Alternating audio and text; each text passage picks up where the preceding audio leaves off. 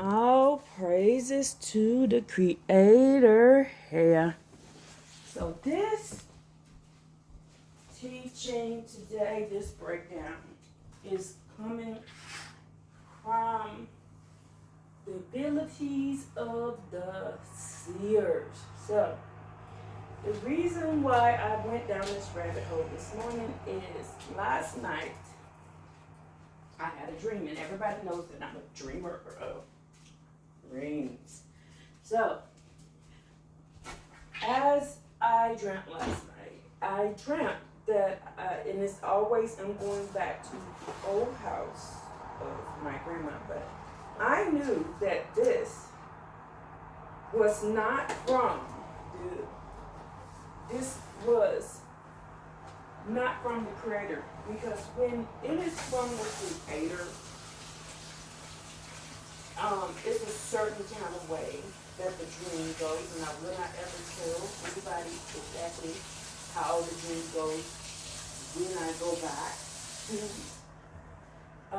to the last house that my grandma lived in.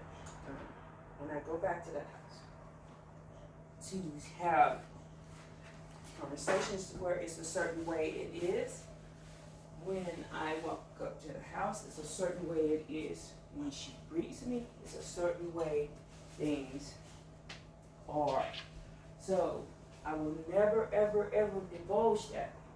So, because this is how I know when people are trying to pull one over my eyes and try to trick me. But anyway, this dream shows me, number one, in the wrong part. In the wrong part. Anyway, I'm not gonna say how I get there. And then it shows me in the wrong part. Then when I do go to the house, the way I went to the house is never the way I usually get to the house. And it was the people that I was with. Because when I go there, the people that I see and people that is there was not any of these people. It was not any of these people. None of these people were there. None of the people that is usually with me, and I will not divulge that, was not there. So that told me that this was a trick by the opposition. And in this dream, I was outside talking to people that I usually never speak to ever, and having a conversation with them. And also, when I finally walk into the house, I see one of my aunts, I'm not going to say which one it was, and one of her children had taken my glasses. You know, glasses for me being able to see. They had taken my glasses, right? One of her children had taken my glasses. And she was asking me to pay. Now, my grandma was there, but she was not there the way she usually is. So I will never tell you how she was there. So this let me know that, let's put it this way. Me and my grandma had a special bond. And there was a certain conversation that nobody knows that me and her had. And it was where the conversation was, and it was how she was doing that conversation. I will never ever tell anybody, because then they would try to trick me. So it was how she was, and it's always in that format. But nobody was there when this happened. So because nobody was there when this specific conversation happened with me and her, they won't know where we were. They won't know where we were when me and her were this conversation, what she was wearing, and what she looked like. And that's how I know when this is from the Creator sending me the dream. It's because of these specific things. Now, my aunt tried to trade my ability to see as a seer, and I am a dreamer of dreams, as a seer, and give it to her daughter. She tried to take my ability of seeing and give it to her daughter. And she offered me some money. But y'all know me. In the dream, I let the dream play out. But y'all know me. After I wake up and analyze that dream, you know I pray against those things. I don't just let stuff happen. I don't just sit there and go, it's just a dream. How do I know my dreams aren't just a dream? Because when I can remember my dreams clearly, like for me, they play back in my mind like you're watching a movie. So when I can remember my dreams clearly, well, I can play it back like a movie, then I know this is prophetic. I am getting a warning of something. And I'm going to give you an example. In 2012, I had a dream about a house that I lived in that I lived in, and I didn't even know the house, didn't ever see the house until 2015. So I had to dream about the house in 2012. Another prophetic event happened, which was in 2012. I had a dream on a different day, and actually it was before the dream of the house. And the dream came true in 2018. It came to pass. I saw it clear as day when I stepped off the airplane. When I stepped off the airplane, I realized I had already seen this and done this in the dream in 2012. In fact, it was April of 2012 I had the dream. Because my birthday is in April, so I remember that, and I thought that was an odd dream for me to be having in a place I had never been before. And so when I stepped off and saw this place in 2018, I was like, oh, okay. I knew what was happening. And I'm going to give you a few dreams that has not come to pass yet, but I had these dreams in 2022 and 2023. One dream in 2022, which I told people about, where I dreamed about the future of the earth. I dreamed how it's going to be clean. We're going to be serving the Creator here. I had that dream. And also in the dream, I saw a person. That I had not met yet. I hadn't met this person yet. And I saw him clear as day. I did not meet him until 2023. I didn't meet him until 2020. No. I met him. So I had to, I'm saying that wrong. I had that dream in July. I met him in November. There it goes. I met him in November of 2022. And when I saw him, I knew who he was. So I stuck around that person. Because I was like, I seen you, so I need to figure out why I seen you. But in the dream, he was brief. Now, and I saw the earth clean, and the Creator took me to places that I had been, that I knew that were slums, and that was very unsafe, and it was beautiful. So that's how the Creator was showing me that future number, and that's the 2022 dream that I had in July. Okay, so in 2023, I had a dream about Trump being president again. So I thought when I had a dream about Trump being president again, I thought it was he was coming right back. I thought he was coming right back in, but he didn't. And then So I even told people to vote for him because I thought he was going to come right back in, but it ended up being like Biden. So I was confused about that for a second. Then when he came back this time, the next time I told people, just don't vote. Just don't vote. Because when he came back and ran again, I already knew he was going to win. Okay, that one. In 2024, I had a dream of a massive earthquake. A massive earthquake, people. Massive earthquake. I'm talking about, it was catastrophic. And the people who survived in that dream, I saw it clear as day. I felt it happen. I can see it right before I got my eyes closed looking at this right now. And it was massive and it was catastrophic. Y'all are not going to be able to stop this. You're not going to be able to change it. It's going to happen.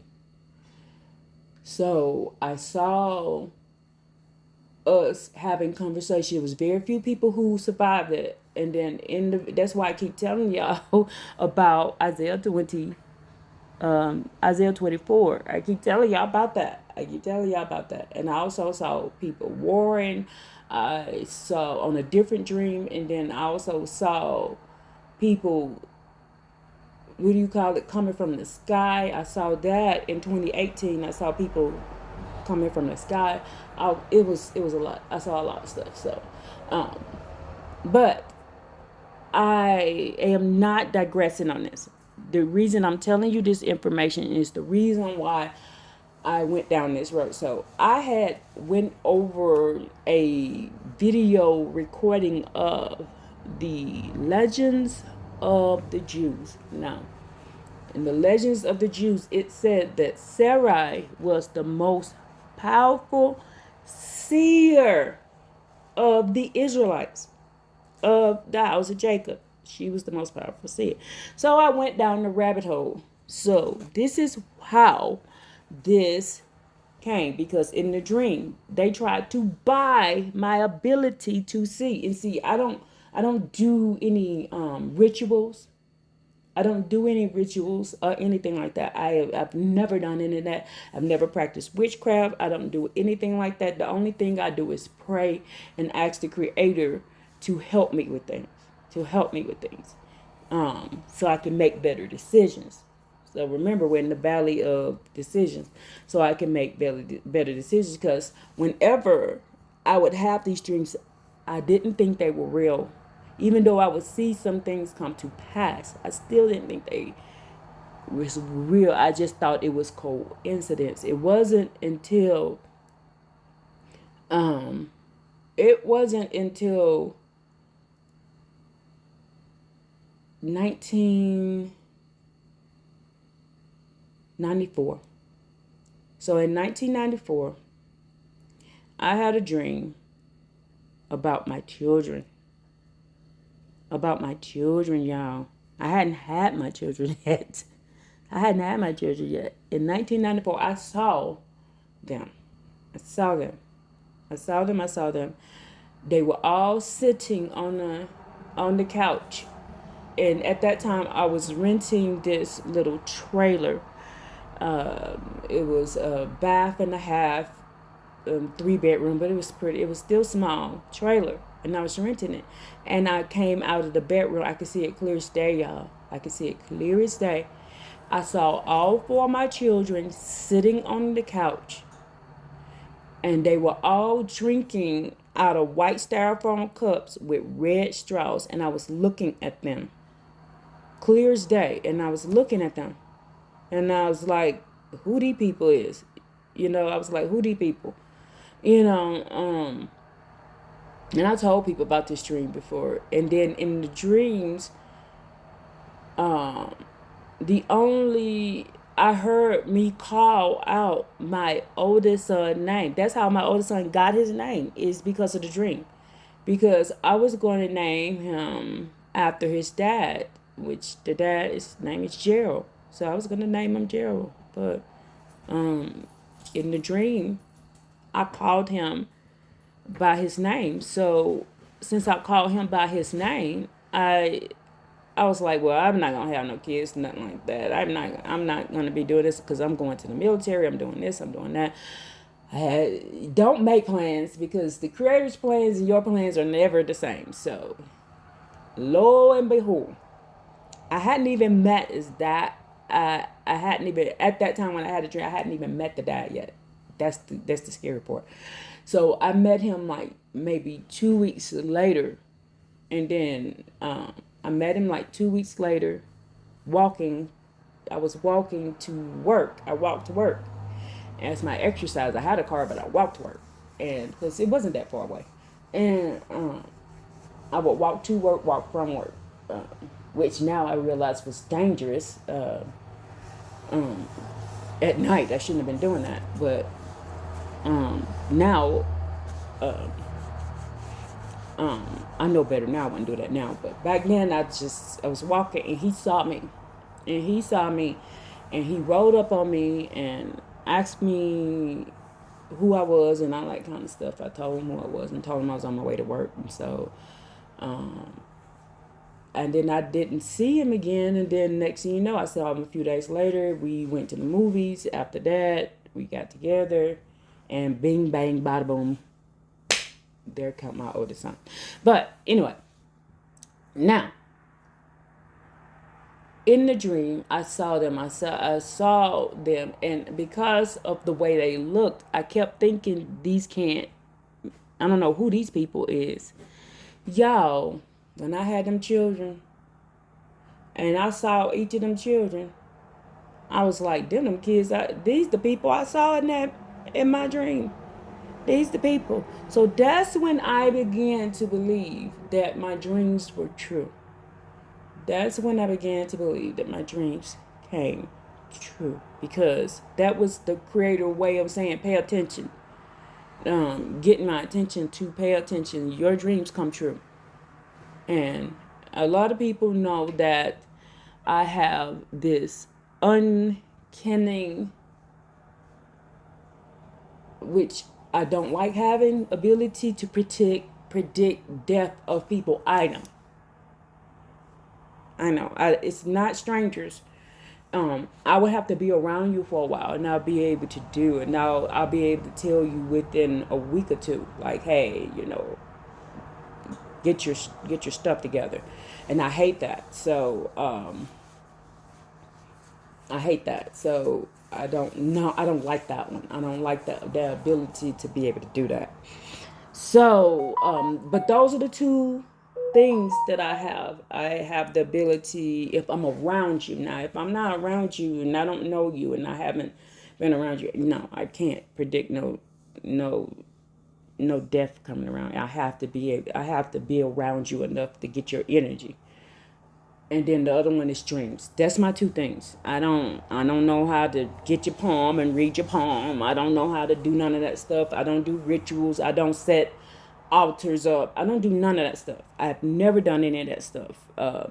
With people tried to get me to do that stuff. In 2019, was that 2019 or 2020? My sister, who is a practicing witch, she came to me and told me that Papa Wayway, Papa Bula, Papa something, some New Orleans type of deity asked her to come to me and ask because he wanted to work with me. And I told her no. I don't. I'm not doing that. So, and after that, me and my family fell out because I said no. I was like, I'm not doing that because any information that I get comes from the creator. And back then, I thought the creator name was God. So that's what I said. But now I know that God is the name of Godrell, so I don't say that. But back then, that's what I said. Because I didn't learn the true name of the creator until 2025. So, and that was the end of 2025. I didn't learn the name of the true name of the creator. I was going down those rabbit holes with everybody with the Yahuwah and all that kind of stuff and all these different things. And the Yahweh and all that kind of stuff.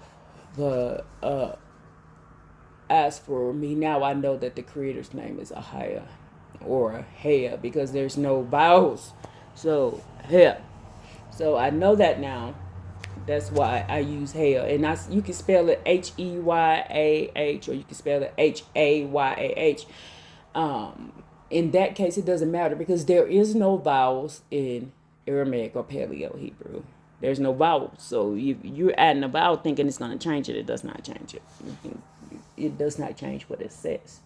So now let's get down this rabbit hole that I went. Now that I told 20 minutes of how did I get to this now? Again, I'm going to reiterate. In the dream, my aunt tried to pay me to give my ability as a seer to my cousin. And I was just like trying to explain to her that the way I see, and then I was like, she went and got my glasses. My cousin went and got my glasses and broke them. And I was like, y'all gonna have to fix this. You gonna have to fix this. And she was just like, well, I said, y'all gonna have to fix this. And I went and picked the lenses up. Now, originally the lenses looked regular when I first put them down. And I picked them up, y'all. They had changed shape. And that let me know that my ability is about to change its shape. So right now, all I have is being a dreamer and unfortunately, a predictor of deaths of people that I know. But I saw that my ability as a seer is about to change its shape. And so I did pray to the Creator here yesterday, a prayer. And you know what? I am going to see where is this prayer at? Because I recorded it, I believe. And I'm just going to see if I got it. And if I don't, I may put it at the end of this video if it's not on this other phone. If it's on this phone, I'll play it for you right now. But if it's on the other phone, it's on this phone right here. So this is the prayer that I did. So let me, hold on.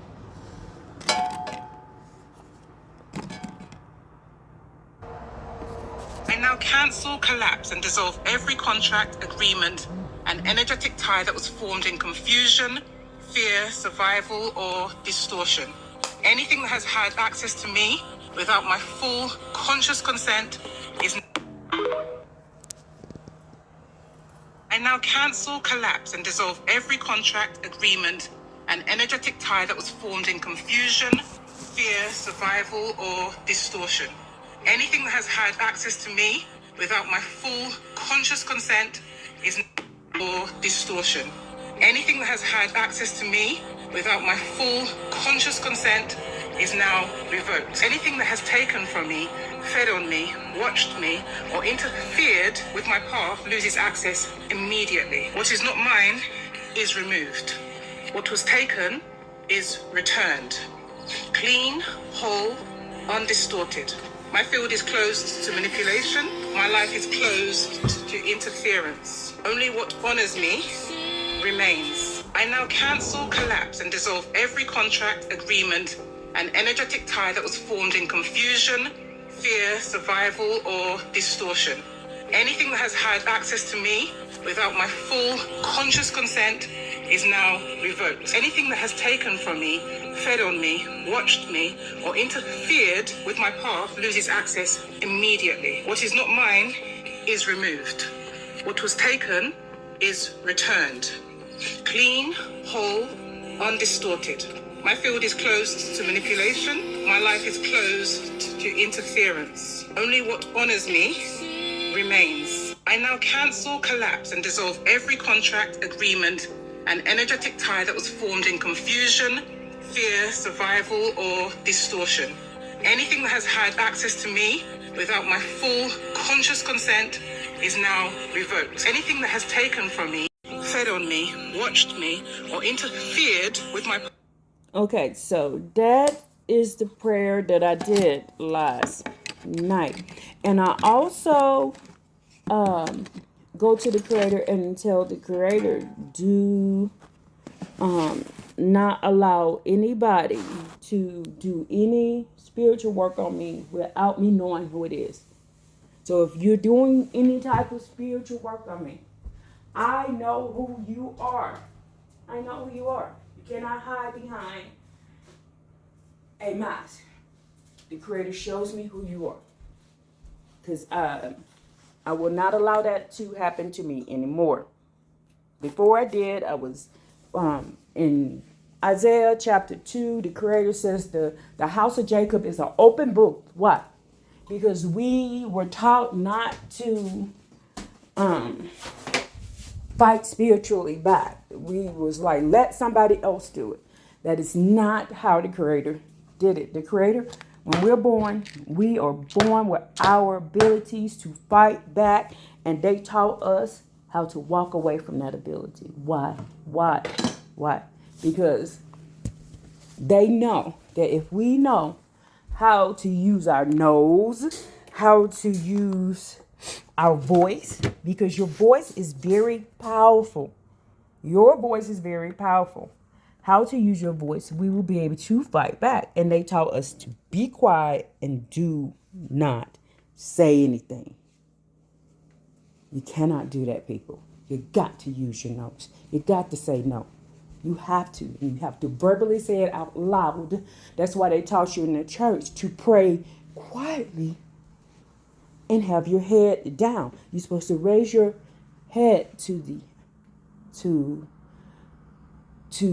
Creator. The Creator said the earth is my footstool. So you raise your voice and raise your head to the Creator loudly, and you cry out. And your life will be safer. Everybody that you read about in the Torah and the Tanakh who were saved, it was because they cried out. They didn't sit there like a lump on the log waiting on somebody to roll up and save them. That is not how it works. Okay? So, let's go down this rabbit hole. So when I woke up, I remembered that I had listened to the reading of one of the legends of the Jews. So when I listened to it, it said that Sarah was the most powerful seer. So this is how this started. So books showing how powerful Sarah was as a seer in the legends of the Jews, and also list other books not listed. So let's go. So in Louis Geisenberg's multi-volume classics, Legends of the Jews, Sarah is depicted as an exceptionally powerful seer and prophetess, explicitly ranked as a superior to Abraham in her prophetic capacity. The collection weaves together rabbinic tradition, establishing her spiritual supremacy, most notably highlighting her alternate biblical name. So her other name is Yiska. Jessica. Did you know that Yiska meant Jessica? Oh, I just thought about something. Ooh, let's put this down right here.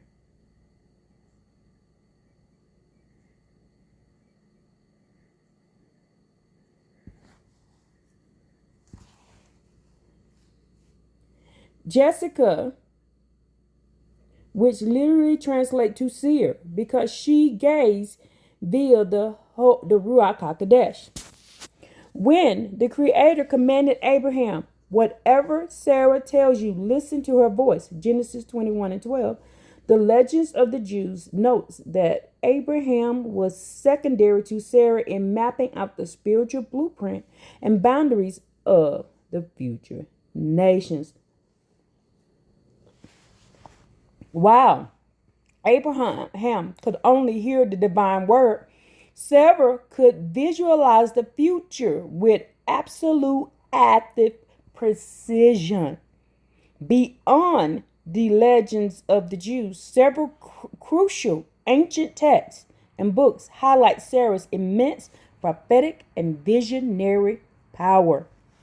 The Testament of Abraham, Apocrypha, Pseudepigrapha.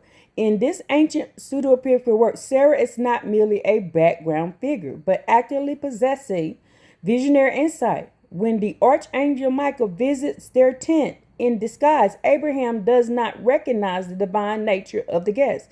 Sarah immediately identifies the angel through her spiritual perception, noticing that the ground where he walked does not retain human footprints, and she matches Abraham's subsequent hospitality with her own prophetic awareness of impending cosmic events. The Genesis Apocryphon, Dead Sea Scrolls, discovered in the cave one Qumran. And y'all, there's a Qumran Hebrew. I learned this on the Sabbath day. There is a Qumran Hebrew, and then there is a Judean Hebrew. The Qumran Hebrew is more detailed than the Judean Hebrew. The Qumran Hebrew is just like the Aramaic. This is why the Creator had told me to go to the Paleo Hebrew and then compare it with the Aramaic to make sure it says what it's supposed to say, because the Judean Hebrew gives you words like ETZ and tells you it means tree. But the original word there was ETZYAH, which means advice.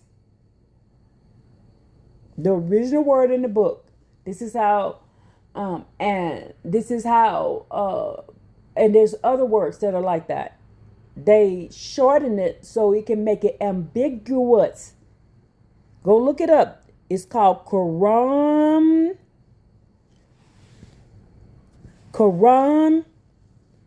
Hebrew versus the Judean Hebrew. Two different translating ways. Because when you use the Judean Hebrew, you can make it say what you want to say. You can make the book say what you want to say, but when you use the Qumran Hebrew, you can't. Okay? So let's go. And I found this out on the Sabbath day by me and the sisters. After I did that video that I did, we were doing our Zoom class and we were having conversation. We was looking in the book. And we was reading Proverbs. And we saw that one book said one thing said one thing. But do y'all know when I went back and looked at that book, it didn't say that. It said what theirs said. It said what theirs said. But when I kept seeing it, it didn't say that. It said Basora. It said the good news. And I was like, they's like, no, it doesn't say that. I was like, yes, it does. It's right here. In my book, it says Basora. And they were like, no, it does not say that. It says goodness. I was like, no, it doesn't. It says the good news. And so what I did is after we finished our Zoom class, I went and started trying to figure out why the book said something different. But I kept seeing the good news. I kept seeing the word Basor. So when I translated it into the Aramaic, it said, Basor is BRS, but in Aramaic it's SB. It's SBR. It's SBR. So the word there was supposed to be SBR, but they changed it. And then I was like, so I went down the rabbit hole and asked, how was they able to change that? And then it told me about Qumran Hebrew versus Judean Hebrew. Okay? That's how I got to that. But if I go read the book now, the word ain't there. But it kept being there. And I kept arguing with them on they could tell you, after they watch this video, they'll tell you I was arguing with them, telling me no, it says Besora right there. It says the good news. Now, the text explicitly states that her exceptional beauty was in. Okay, let's go back up. Discovered in Cave 1 Qumran, the ancient Aramaic text completely expands Sarah's role from a passive character into a woman of profound cosmetic agency. While it features a famous poetic description of her physical attributes, the text explicitly states that her exceptional beauty was intrinsically tied to her vast wisdom, intellect, intelligence, and supernatural favor. In this account, and then they said the same thing about Joseph, that Joseph's beauty was based on Joseph's intellectual favor and how well that Joseph served the creator hell. Because Joseph served the creator hell with all his heart and all his soul and all his mind. So his beauty was profound that women swooned at him and men were jealous.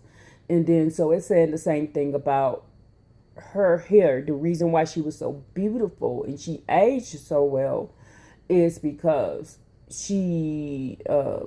because remember, when you follow the Creator's Torah, you get life. Life comes to you and you rejuvenate. You keep your youthful look. Now, it says, in this account, it is her direct, faithful prayers and spiritual standing, rather than just Abraham's intercession, that summoned the pestilence wind and plagues to completely paralyze Pharaoh and protect her sanctity. The book of Jasher, Sefer, the Sefer Yashar. Though the original text references in Joshua is lost, the surviving Midrashic text of the same name emphasizes the absolute parity and power Sarah had alongside Abraham. So there is a book of Jasher with Joshua. It's Joshua 10:13. Go read it. And Samuel something. And it talks about some different things that we missed out on, y'all. And they pulled it to the side because they didn't want y'all to know. The surviving Midrash text of the same name emphasized the absolute parity and power Sarah held alongside Abraham. It details how Sarah functioned as a total spiritual leader, explicitly prophesying to, teaching, and converting the women of Canaan into monotheism, while Abraham spoke to the men, demonstrating her independent spiritual authority. Tractate Mahila, because in Spanish the two L's makes a Maya, makes a Y sound, Magilla. The Babylonian Talmud. The Talmud legally codified Sarah's status as a powerhouse seer by formally naming her the very first of the 7 prophetess of Israel, ranking ahead of Miriam, Deborah, Hannah. The sages in this text, elaborate on her role as a universal princess, Sarai. Remember, I told you the word Sarah means prince. Cementing the theological doctrine that her vision capabilities surpassed those of the patriarchs.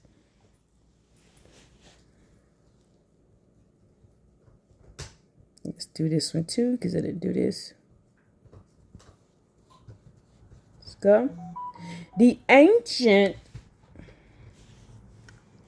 untranslated Paleo Hebrew and Aramaic scrolls contain deep hidden linguistic codes for prophetic women. So y'all, the reason why I went down this rabbit hole right here is I asked the question, Yitzhak, Jessica, which literally translate to seer.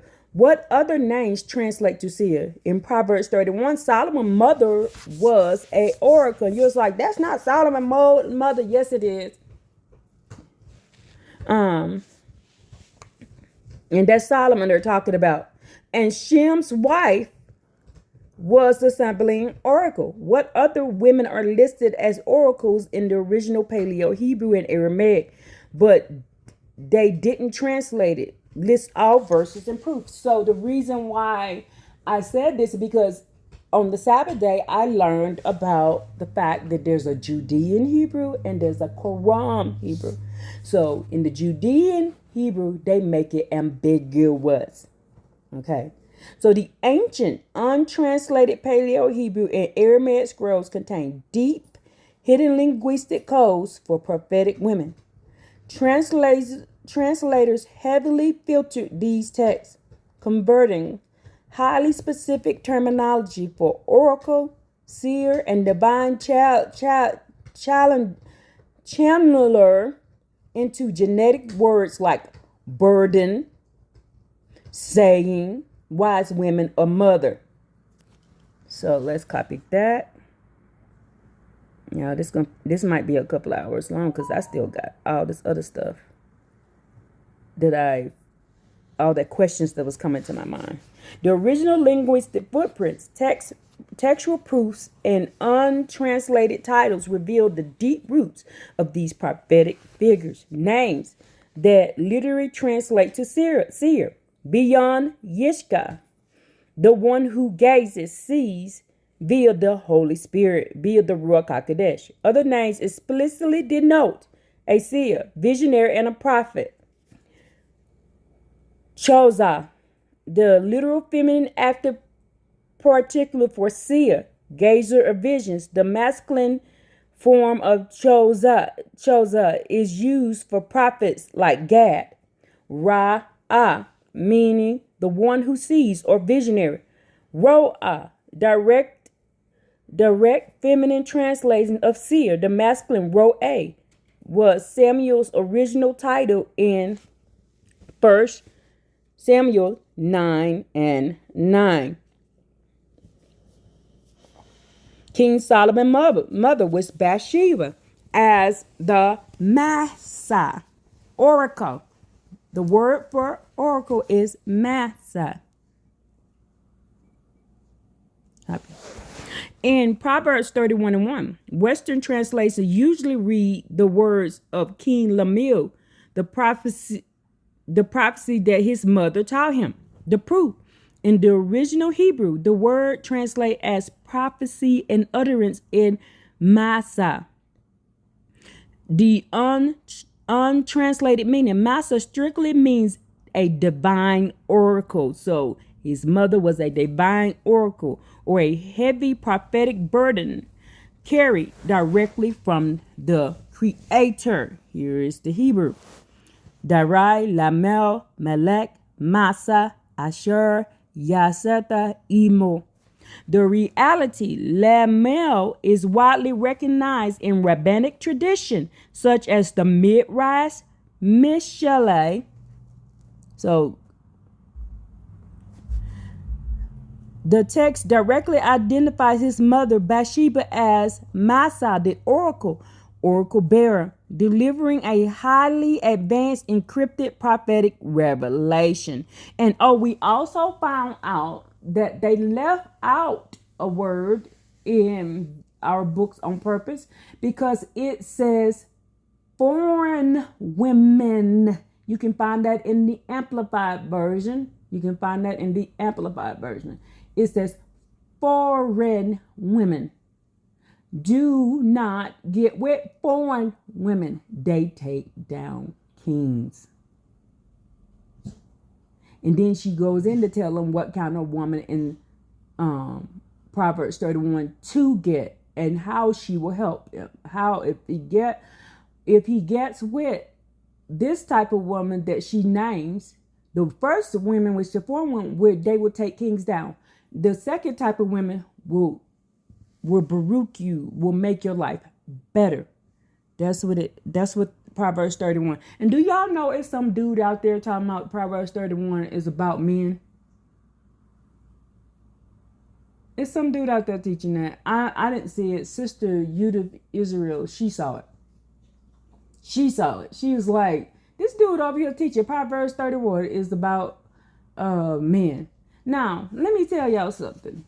In Deuteronomy 28, 29, 30, 31, go read it. The Creator says, I'm going to take the confusion off of my people.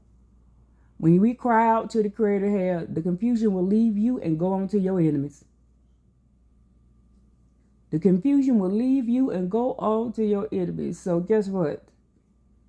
This dude over here has to be our enemy because he over here reading this and all of a sudden it's about a man. When Bathsheba's literally telling Solomon, these kind of women will ruin you. These kind of women will make your life better. Now, 2, Shem's wife, daughter-in-law of Noah as the sibling oracle. The pseudo-graphical sibling oracles essentially preserved in the Jewish Hellenistic fragments explicitly states that the cosmic seer Sambeth, the Babylonian sibling, was a bride of Noah's family, historically identified as the wife of Shem. The text notes she survived the deluge and was baruched with an elongated supernatural lifespan to scream out judgments of the generations. And it is believed that the sibling oracles were the ones that were going to the prophets and telling them stuff. And you can find an example of this in, I think that's Isaiah, I think it's 56 or 50, it's Isaiah 50 something.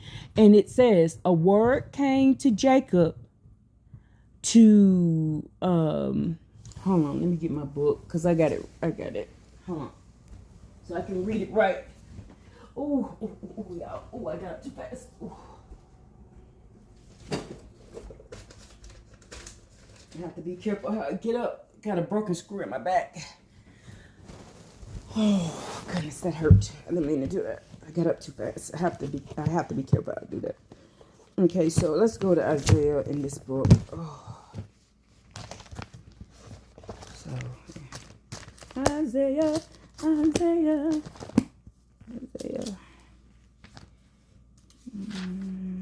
I got it highlighted.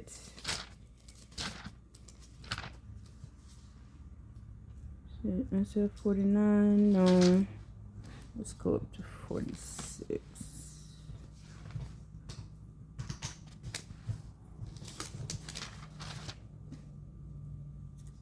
Can't be 46 because I have it highlighted. Isaiah 46 says, listen to me. Verse 3, listen to me, O house of Jacob, all that are left of the house of Israel. So listen to me, O house of Jacob, and all that are left of the house of Israel, who have been carried since birth, supported since leaving the womb. Till you grow old, I will still be the same.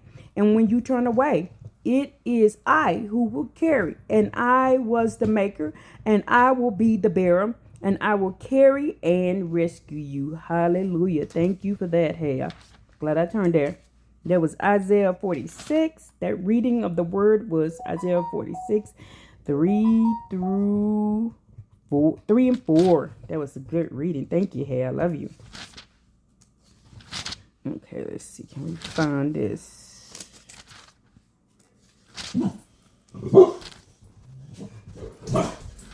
I know it's people in the hallway. How dare they be in that hallway, Bishop?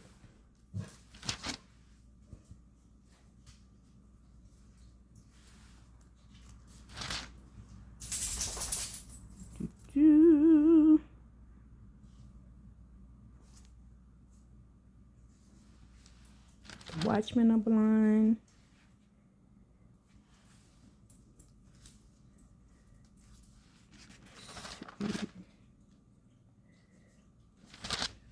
38 is not there.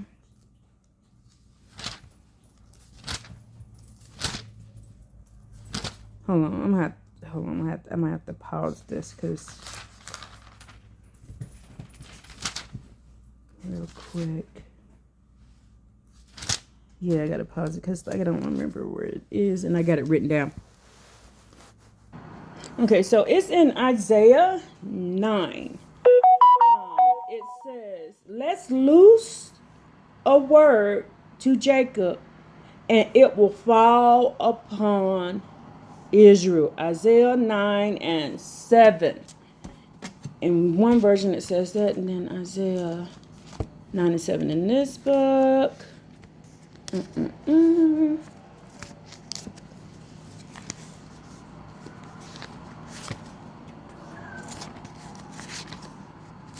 I need to put my glasses on.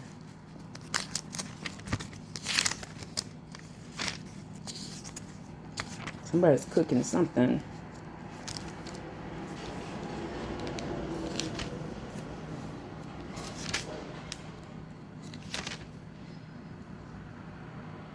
The word that the Creator Yah sent to Jacob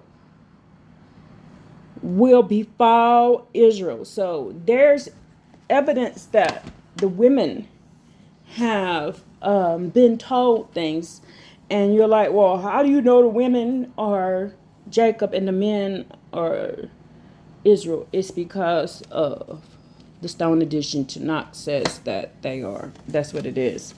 So I think that's the whole reason the Creator wanted me to get that book, is because when I read that, it changed how the whole book reads. So now let's get back to Shem's wife, daughter-in-law Noah, the Sublime Oracle. The pseudepigraphical Sublime Oracles extensively preserve the Jewish Hellenistic fragment. Explicitly states that the cosmic seer Sabbath, the Babylonian seer, was a bride of Noah's family, historically identified as the wife of Shem.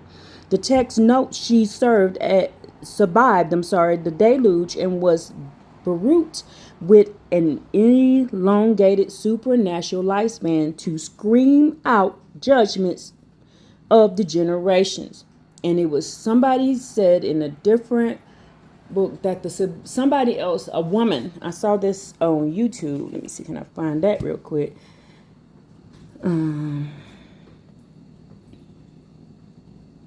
That the sibling oracles were the original books. Now, I'm not saying that, but this is what she said, so I'm not going to argue with her. Oops, wrong place. That's supposed to have been on YouTube.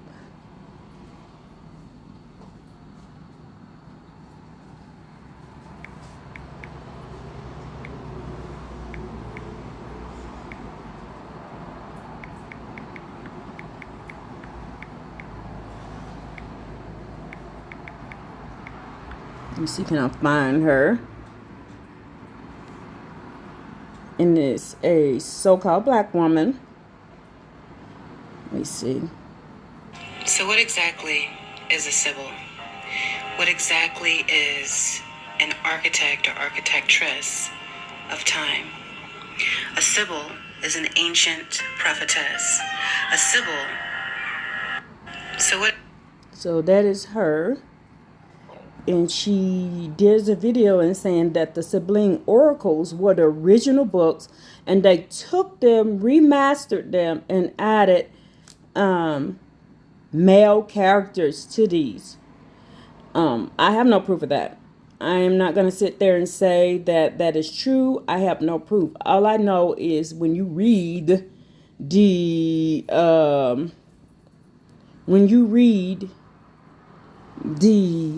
prophets, the stuff is coming true. So I'm not going to sit there and try to pretend like they're not, because it is.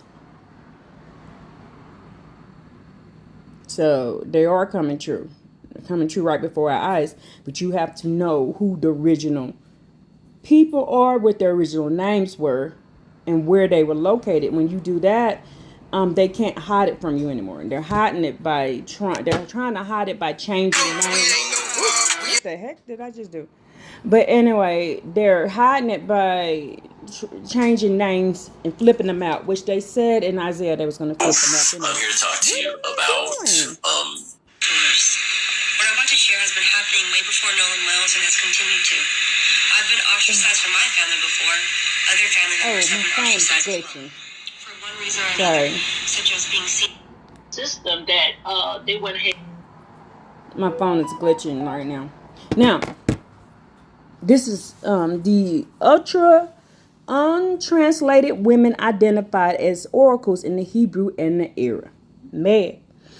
When looking past English redaction into the Paleo Hebrew and Aramaic roots, several women are explicitly identified with the literal mechanics of an oracle. The woman of Tekoa, the Chachama. Oh, I like that. Chachama. Divine Challenger. Channeler. Why do I want to call it Challenger? Challenger. I'm reading it. I'm looking right at it. The verse in 2 Samuel 14:2-4, the proof. Joab sends for a wise woman from Tekoa. In the ancient Hebrew, she is called the Chachama, while translated as smart or clever. Let me see what it's in my book. Let's go to 2 Samuel. Because I got two different versions of this. Let's see what they put in this book. 2 Samuel 14. And then we're going to go 2 and 4. Joab, son of Zeruiah, could see that the king's mind was on Absalom. So Joab sent to Tekoa and brought a clever woman. They put the word clever here. A clever woman from there. He said to her, pretend you are in mourning and put on mourning clothes and do not anoint yourself with oil and act like a woman who has grieved a long time over the departed one, and go to the king and say to him, thus and thus. And Joab told her what to say. And the woman of Tekoa came to the king, flung herself face down on the ground and prostrated herself. She cried out, help, O king. The king asked her, what troubles you? And she answered, alas, I am a widow and my husband is dead. Your maidservant had 2 sons, and the 2 of them came to blows out of the field. Okay. All right. So, okay.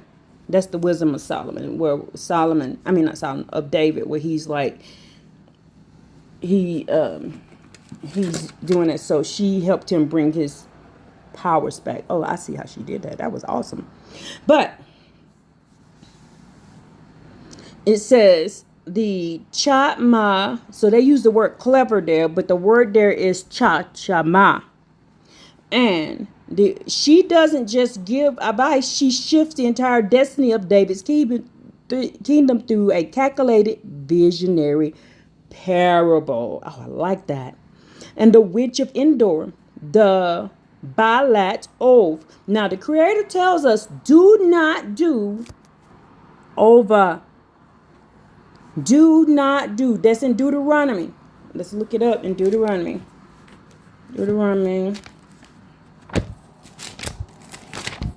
Hold on real quick. Let me get my glasses real quick.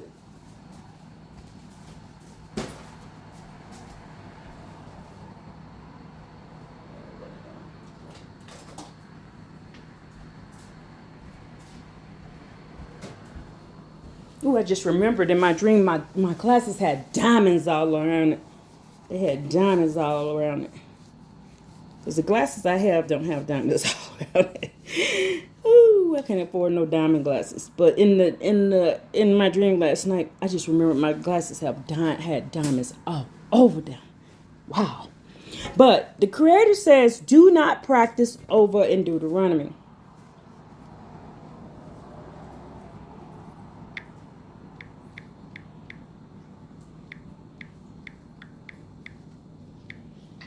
And if you know anything about Hebrew, you know that this Baalat Ova, that is Baal witchcraft. Baal. That's Baal.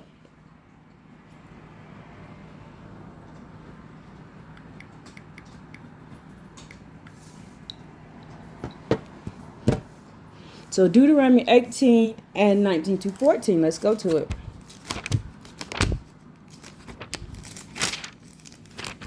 So what is the practice of Ovah? Ovah is a blood ritual. Do not do blood rituals, whether it's with an animal, with a person. When you're doing anything with blood in it, you're practicing Balat Ovah. And I thank the Creator for giving me this insight to show me this in different translations, because they spell it different in different places, but it is the same practice. So let's see.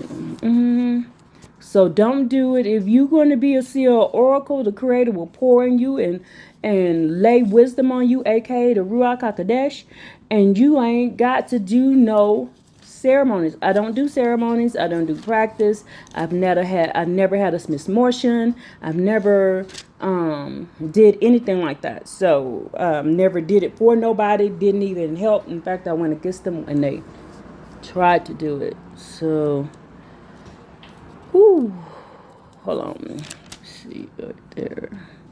So it says 9 through 12. When you enter the land of the Creator, that the Creator, your power, is giving you, you shall not learn to imitate or the abhorrent practices of those nations.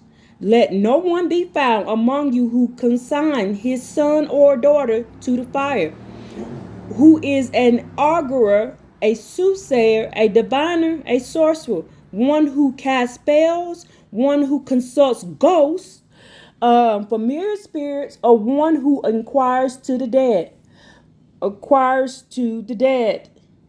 For anyone who does such thing is abhorrent to the Creator, and it is because of this abhorrent things that the Creator, your power, is disposing them before you. Let's go over. Now it says here they use the word augur. So Ori is conjuring spells, medium, one who interprets omens, practices witchcraft. You see that right there, but I'm going to read it from this book.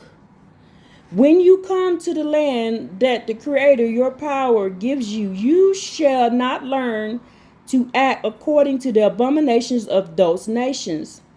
There shall not be found among you who causes his son or daughter to pass through the fire, one who practices divination, astrology, one who reads omens, and sorcerer, and an animal charmer, one who inquires of Ova. It's spelled the exact same way, O-V, or Yadini.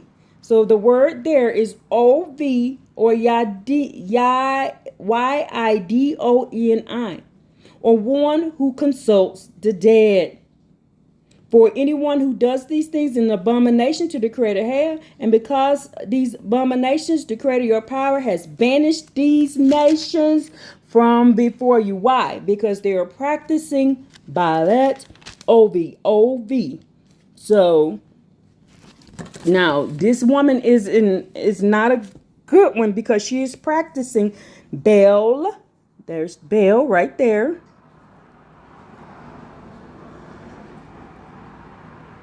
Baal. She's practicing Baal worship, talking to Baal.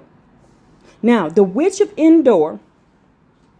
Oh, let me see if there's another verse that talks about this Ovi practice. It talks about this in Deuteronomy 12:30 through 31, Leviticus 19:26 and through 31, and I believe it's in Amos too.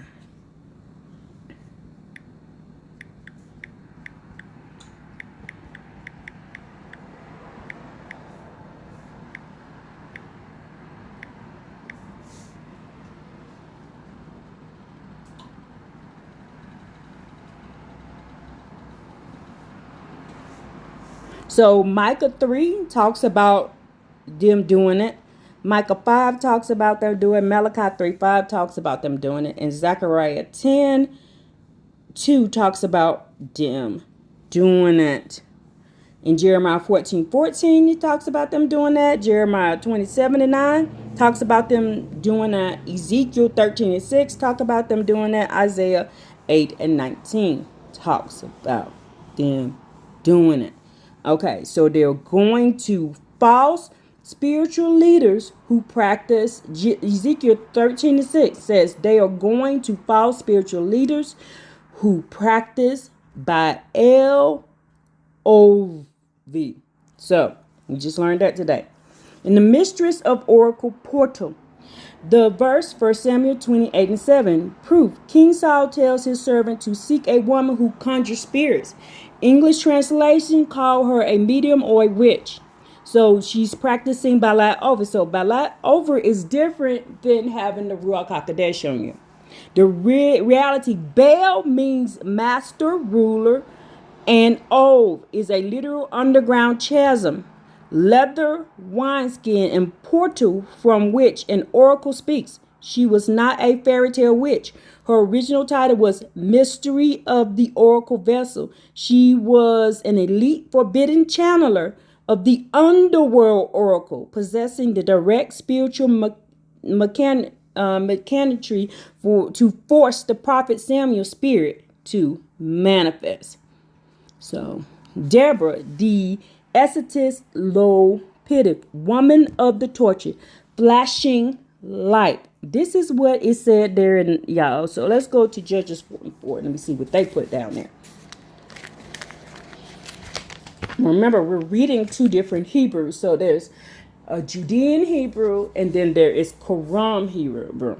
So they gave us books with Judean Hebrew in it. And if I hadn't have been doing my Sabbath day teaching, not teaching, Sabbath day class, and what we do is go and read the book and translate. We all come up with different verses and we translate. We all just pick something and we write down stuff that maybe we read during that week. And then we go, well, what do you think about this? We do it back and forth with each other. And we go and translate as far as down we can get where it won't translate no more. And then we'll figure out what the verse in that book actually says. That's what we do on the Sabbath day. Okay, so Judges 4, because we make it about the creator's word. Do you know that there's going to be a new book written? And that is in Malachi chapter 3. There's going to be a new book written that is the real book of the law is going to be rewritten. And that's going to be by the house of Jacob. So Judges 4. Deborah, wife of Lapidoth, was a prophetess. She led Israel at that time. So they put wife of Lapidoth. It doesn't say wife. It says woman. So they changed it to wife, and it should be woman. Let me see. The word should be woman, not wife. Oh, now that's wicked. That's wicked for them to do that. To stare you down the wrong way. Hold on. Let me go look at Judges 4 over here.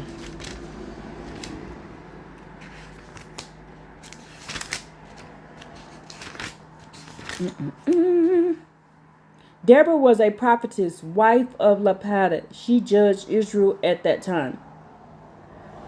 Why did they change that word to wife when it's not wife?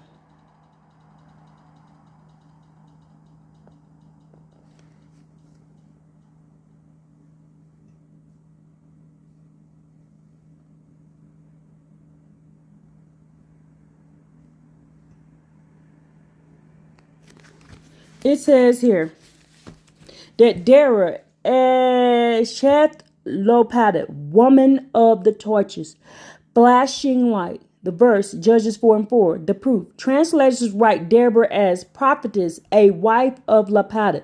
She judged Israel. But it says Deborah Isha, Neva, Eshet Lapidoth. The reality, Lapidoth is a is rarely a man's name in antiquity. It means torches and flashing flame. In the original structural language, she is described as an oracle of fire. They need to stop lying. I can't wait to get their ass. I'm tired of them with their lying. A woman of flashing, lightning fast visionary light. She sat under the palm tree of Deborah, a classic ancient Near Eastern setting for an established tribal oracle sitting at a sacred tree to dispense divine verdicts. Huldah, the Shona, the keeper of the repeat oracle chamber. The verse 2 Kings 22:14, the proof. Josiah sends the high priest to find Huldah, the prophetess, noting she lived in Jerusalem in the college. Didn't I tell you there was a college? It was called a college or second district. By Misha, untranslated Hebrew, by Mishnah. The reality, Mishnah is lazily translated as second sector or suburb. However, in the early prophetic terminology, it refers to the house of repetition or the oracle chamber, where the ancient scrolls were kept, duplicated, and spiritually verified. Huldah was the ultimate state oracle. When the lost Torah scroll was found, the high priest bypassed the male prophets Jeremiah and Zephaniah, traveling straight to Huldah's chamber to receive the definite divine oracle on fate of the nation. Wow. Wow. Wow.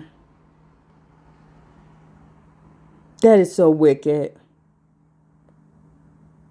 I mean, this is so that means the places that were named, the cities that were named after the women were actually oracle schools. Let's do this.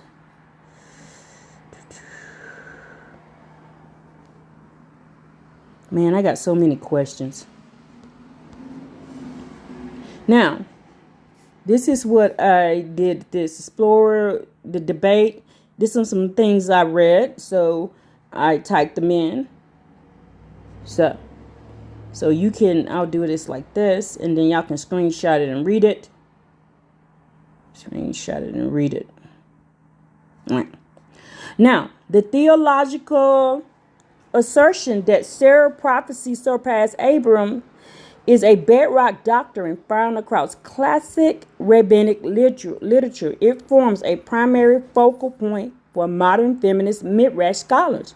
While Abraham's prophecy was often auditory and reactive, Sarah functioned as a total visionary seer. She possessed an immediate architectural perception of the divine realm that directly sustained the Abrahamic covenant.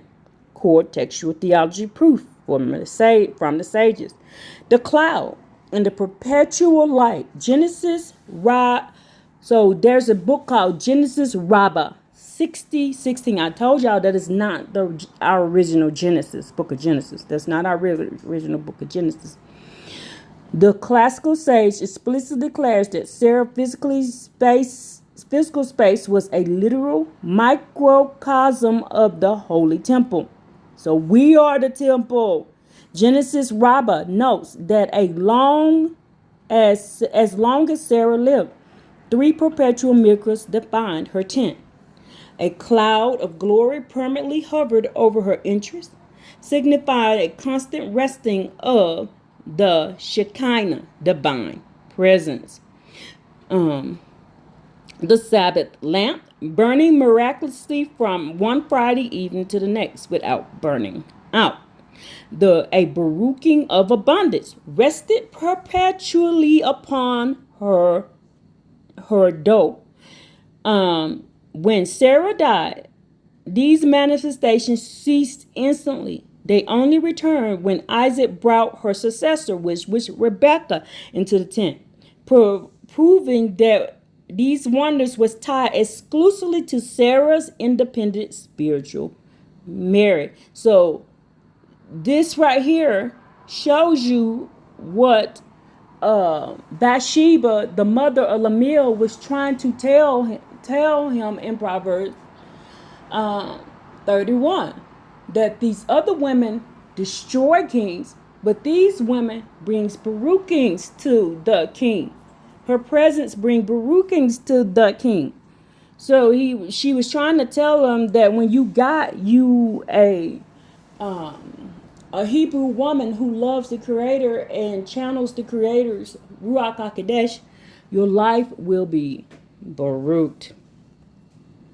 The linguistic blueprint, Yeshka as the cosmic gazer, Babylonian Talmud, Meg Yah 14a. The Talmudic sages established Sarah's supremacy by unpacking her birth name, Yishka, or aka Jessica. The text states she was called Yishka because she gazed Sakta by means of the Ruach HaKodesh. Hold on. She was called Yishka because she gazed Sakta by means of the Ruach HaKodesh. And because everyone gazed at her spiritual beauty, while Abraham is called a Nabi, prophet, one who speaks, Sarah is fundamentally as Chozah or Roha, seer, one who visualizes. Abraham requires external visitation and angels to comprehend the future. Sarah, through her internal Yeshka nature, could gaze directly into cosmic timelines. And I knew that. I'm finna screenshot that one. And I noticed that. I noticed that Abraham had to be visited, but Sarah didn't. Because I realized when the Creator was there talking to them about having a baby, she was in her tent. And Abraham was out talking to the Creator, and guess what? Sarah heard it. They wasn't in the same place.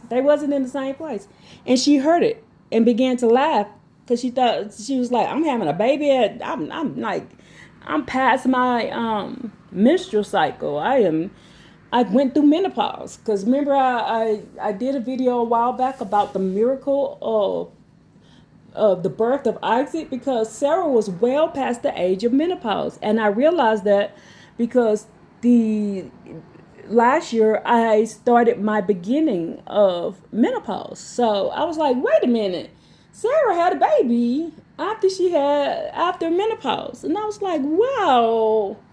So that right there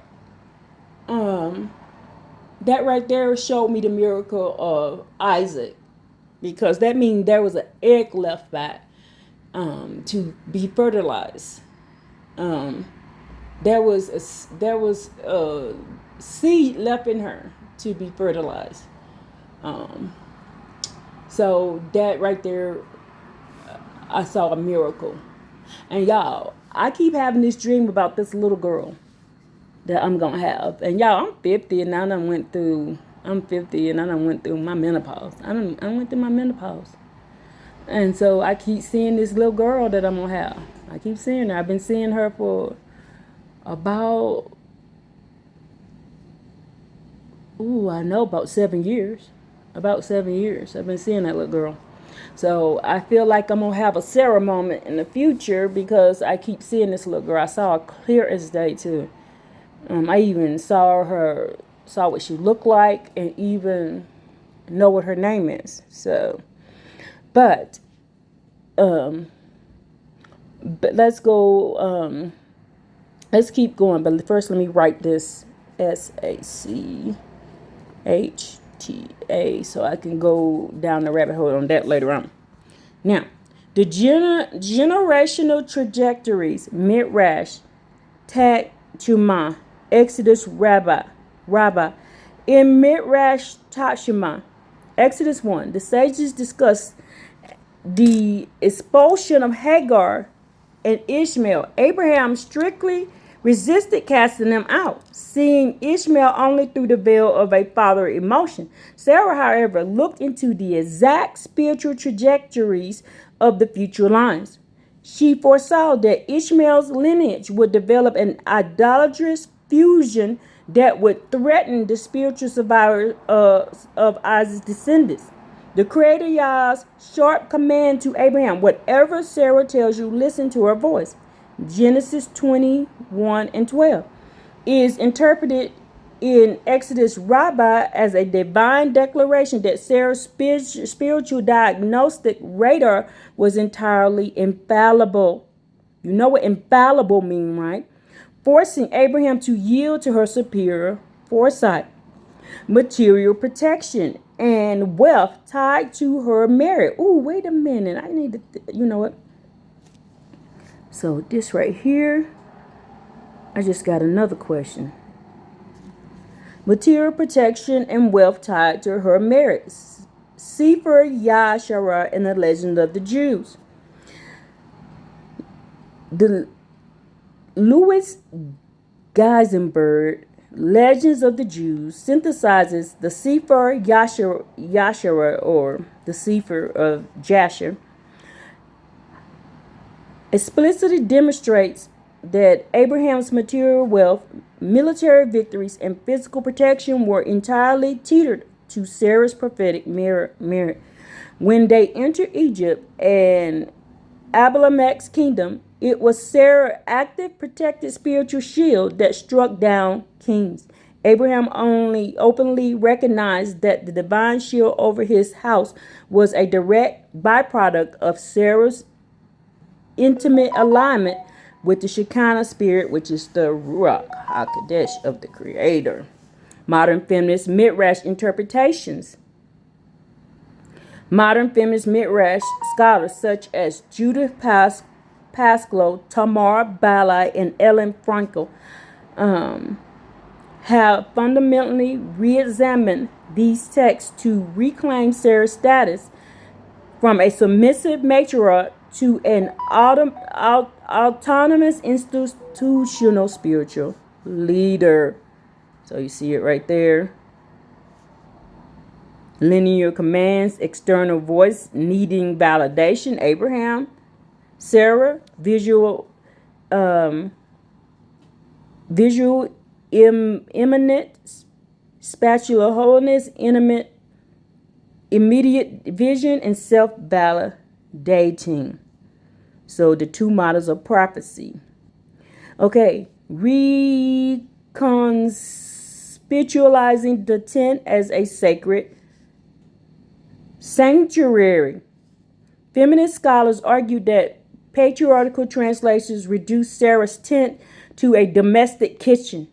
In reality, the midrash described of the cloud, lamp, and bread mimics the exact architectural layout of the tabernacle, the Mishkan, the cloud of glory, the menorah, and the showbread. Feminist midrash asserts that Sarah was the founding high priestess of the pro-Israelite faith. Her tent was not a home. It was the original temple, and she was its sovereign axis. Auditory versus immediate prophecy. Scholars highlight a gender dichotomy in how prophecies manifest. Abraham prophecy is transactional and auditory. He hears a voice from a distant God, often arguing with it and requiring signs. Sarah prophecy is imminent and spatula. She embodies the Shekinah, the Ruach HaKodesh. Her sight, Yeshka, is immediate and requires no external auditory confirmation. Abraham's spiritual success was dependent on building altars. Sarah was the altar. Hallelujah. The house of Jacob and the Kohelets, Malachas.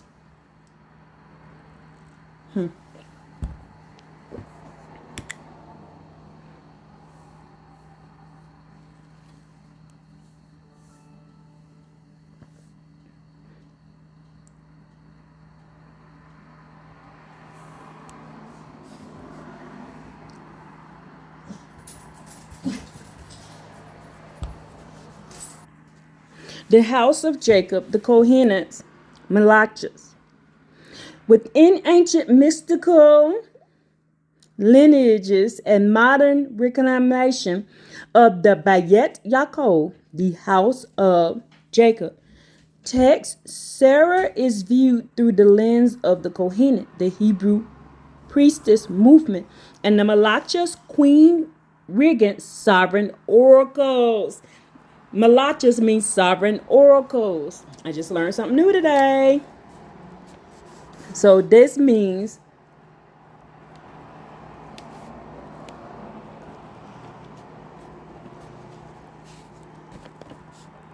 but I always wondered why I retained the power to be able to dream dreams, but other people in my family don't have it.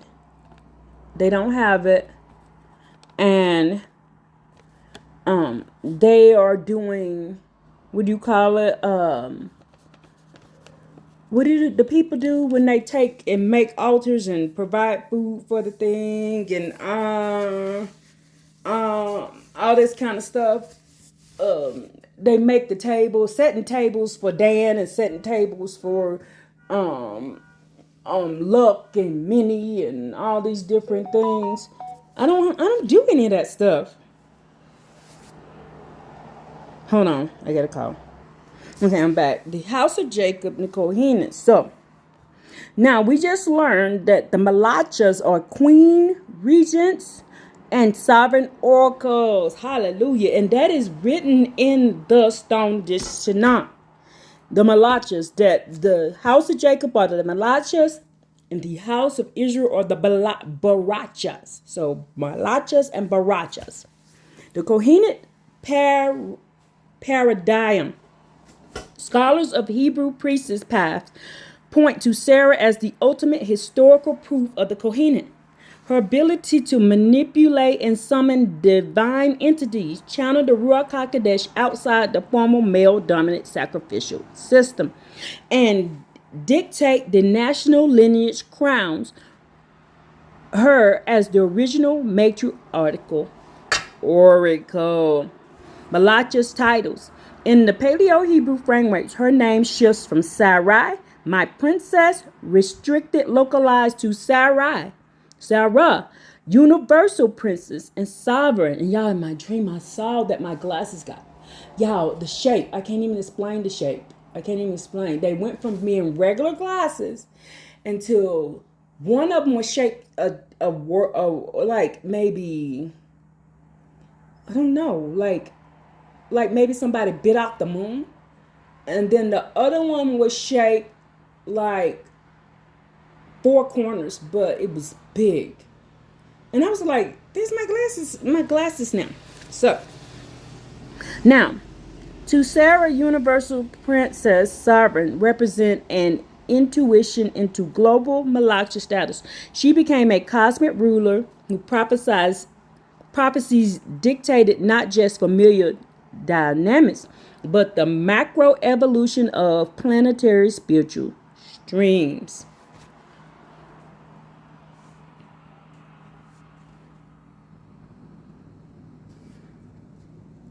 Okay. The Zohar and the cosmic mirror, Sarah and the Shekinah. In the Zohar, the foundational text of the Jewish mysticism, Sarah is not merely a righteous woman. She is a direct physical manifestation of the earthly throne of the Shekinah, the divine feminine presence, the 10th Shephirah Malacha. So let me write that down so we can go do some more research on that, because it says the 10th. So who the other ones? The 10th. Okay.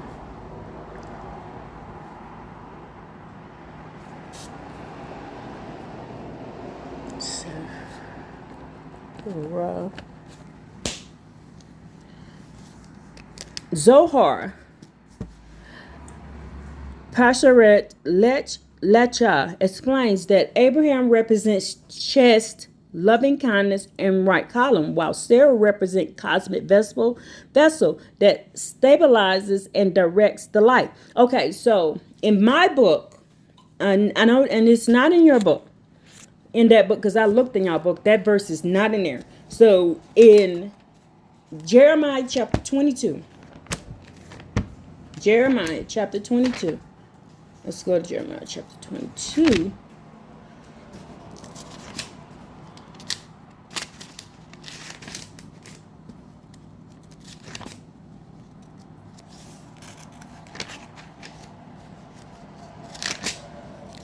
Chapter 22.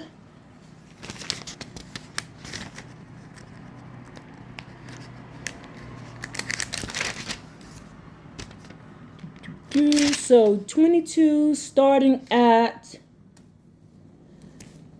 28. Is this man Kona a wretch broken pot, a vessel no one wants? That's what it says. Verse 28. Who are he? Why are he and his offspring hurled out and cast away in the land they do not know? The Creator said they're a vessel that the Creator, I don't want to use this vessel. It says is here that Sarah is represent a cosmic vessel. And it says it in Jeremiah 22, chapter 22, verse 28, that this is an unwanted vessel, a vessel nobody wants. So the Creator's like, I didn't call this man. I ain't call this man. That's how I interpret it. The Zohar reveals that when Abraham and Sarah entered Egypt, Abraham looked into Sarah's face and saw the Shekinah walking directly alongside her. This is why the plague struck Pharaoh. It was a cosmic defense mechanism triggered automatically by the Shekinah to protect her earthly mirrors. The Zohar explicitly states that Abraham only achieved material wealth, spiritual protection, and a crown because he clung to Sarah. The lower world could only receive the flow of divine Baruchings through the feminine gateway. Do y'all hear that? This world can only receive Baruchings through what? The feminine gateway. That's why everything is such hell right now. That's why things are hard. Because why? Because we're using the male prophets, and it's not working, y'all. It's not working. Sefer Yashar, the sovereign teacher of Canaan. In Sefer Yashar, the book of Jasher, Sarah's spiritual operation is detailed as an independent institutional system parallel to Abraham's. The text emphasizes that while Abraham established public centers to instruct the men of the ancient Near East in monotheism, Sarah operated with absolute spiritual authority over the women. She did not act as a mere assistant. She was a sovereign spiritual master, Cha-Cha-Ma, who, let me write the Cha-Cha-Ma down too. Wrong pen. Cha-Cha-Ma.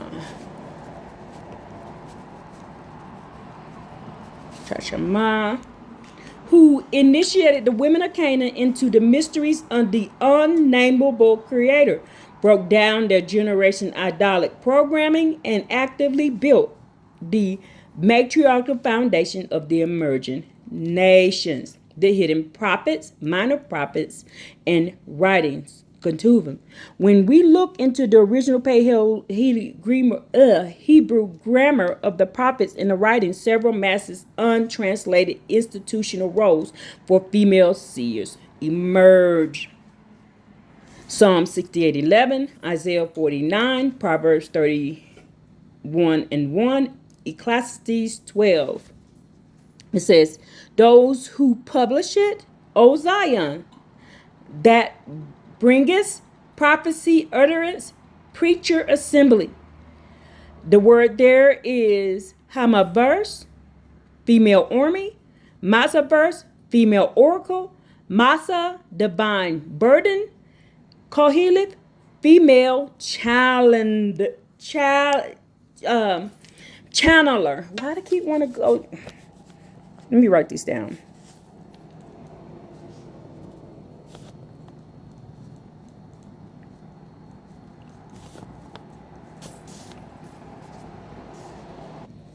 Okay, Psalm 68 and 11. The female army of cosmic heroes.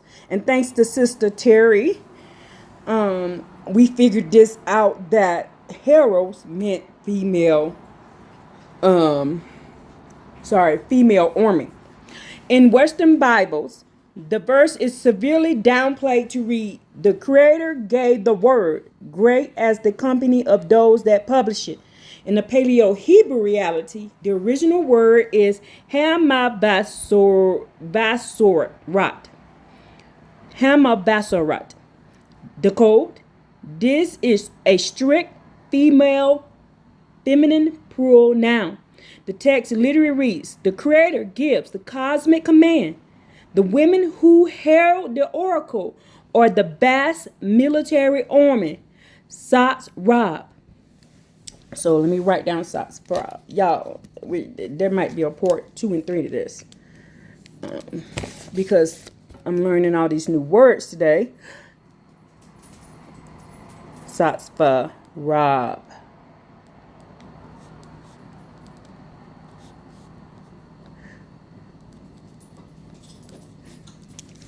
And this denotes a highly organized ancient institutional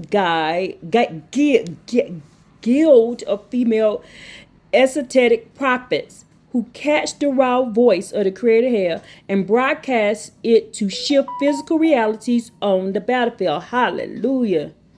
I'm a hard fighting soldier on the battlefield. Yeah, I'm a hard fighting soldier on the battlefield. Yes, I'm a hard fighting soldier. I'm on the battlefield, and I'm bringing prophecies from Yah that Yah gives. I got my helmet on my head, and in my hand my sword and shield. I got my helmet on my head, and in my hand my sword and shield.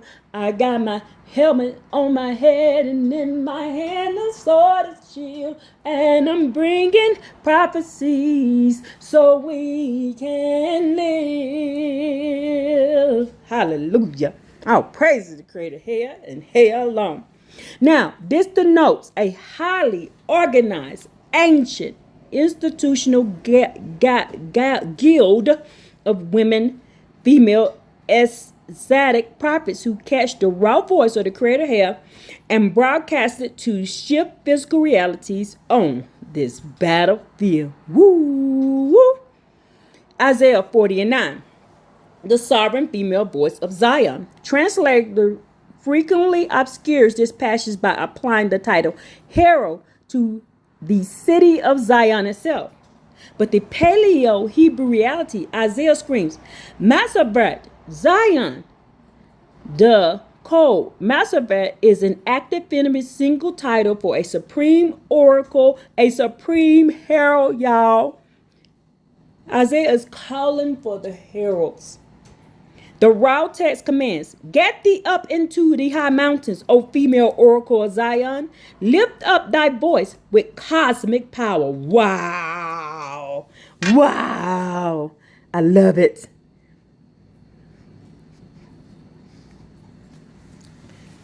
Lift up thy voice. Come on. The text codifies that the concept that the ultimate breakthrough message of redemption must be delivered via structural frequency of a female seer. Hallelujah. Oh, praise the Creator, hell alone. Proverbs 31, the architecture of the Massa oracle. As established, King Lemuel, aka Solomon, is receiving a Massa, a heavy encrypted divine oracle from his mother. In Paleo Hebrew understanding, an oracle does not just predict the future. A Massa provides tactical physical blueprints. She was trying to help that man. Lead them hoes along. Lead them whore bites along, you will live. That's all she was trying to tell him.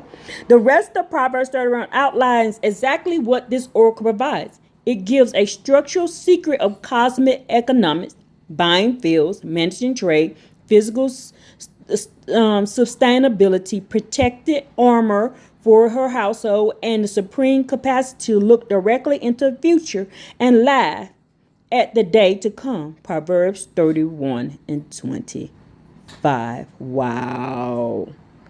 Wow. That's what that really says there. So the women that he need to go get him an oracle. So his mom was telling him to go get him an oracle. Ecclesiastes 12. The female Koheleth's discernment matrix. The book of Ecclesiastes is written by Koheleth, written while translated as the preacher and assumed to be silent. Koheleth is grammatically a feminine noun.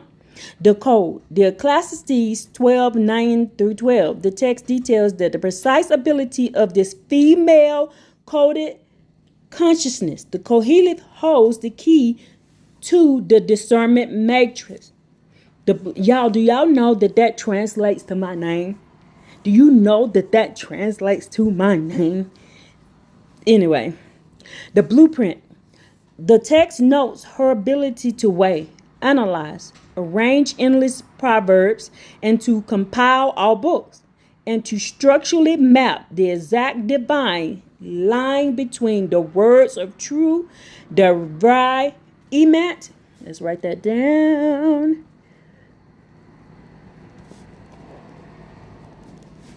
And deceptive, exhausting human compositions. She functions as a cosmic sheave, filtering out the delusions of the material world to leave only pure, unadulterated divine essence. I'm going to read that again. She does what? She functions as a cosmic sheave. She filters out the delusions of the material world to leave only pure, unadulterated divine essences. Creator, help me get rid of all the wormwood that they added to our world. Help me show our brothers and sisters and House of Jacob and House of Israel how to see the difference in between what is righteous and what is unrighteous. All praise to you and you alone. Hallelujah. Test your knowledge. I don't want to test my knowledge. Yeah. Okay, so I don't want to test my knowledge. So let's go here. Now let's go here. Let's see everything that I did. See if I got it all.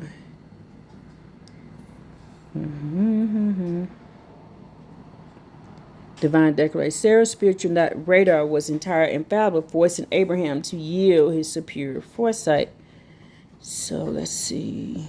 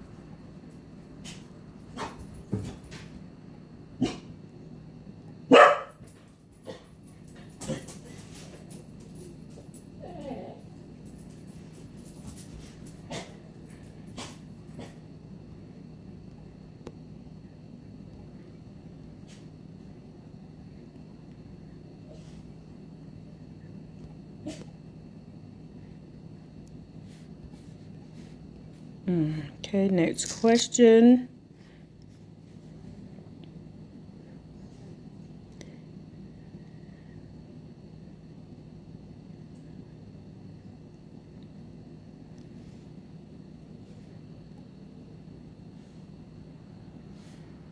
Next question. I'm gonna make this the last.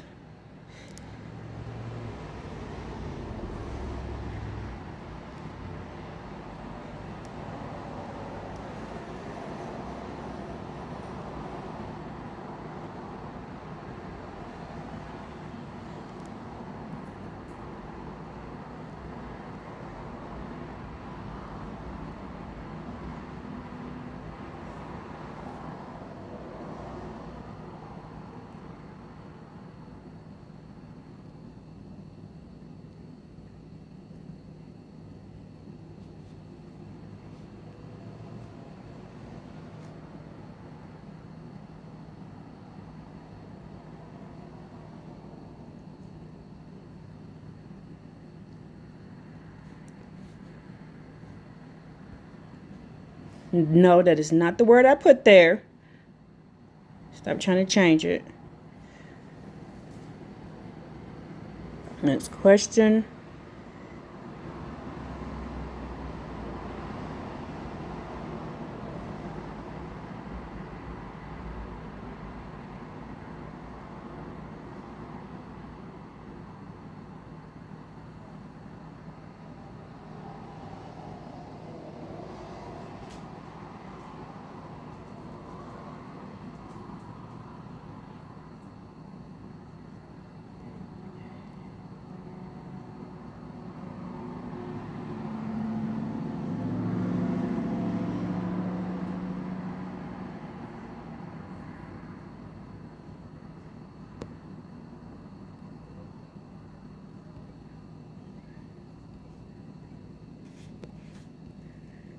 Okay.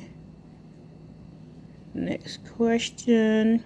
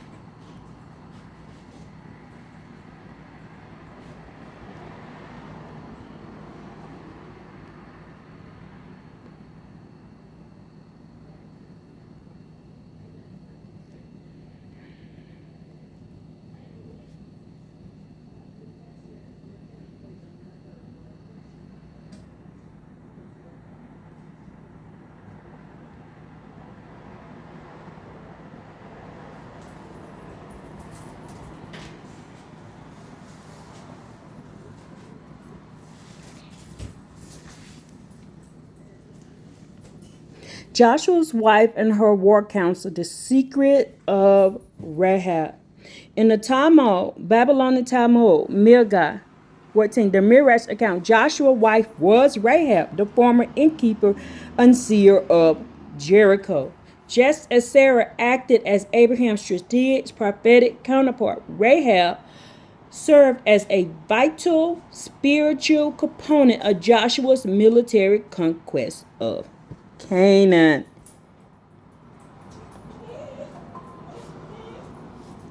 Got another question, y'all.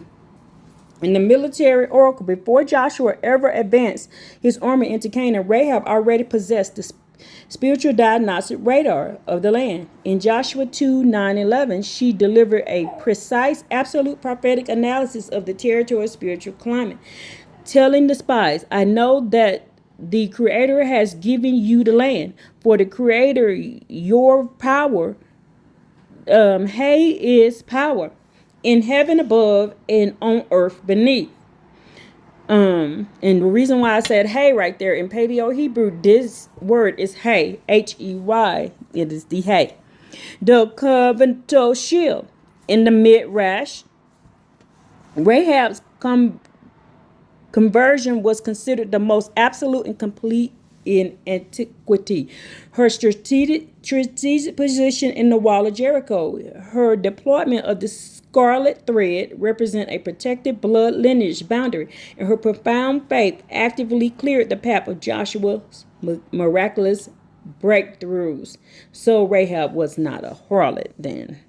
Prophetic inheritance. Because Joshua married Rahab, their union established an elite frequency lineage of seers.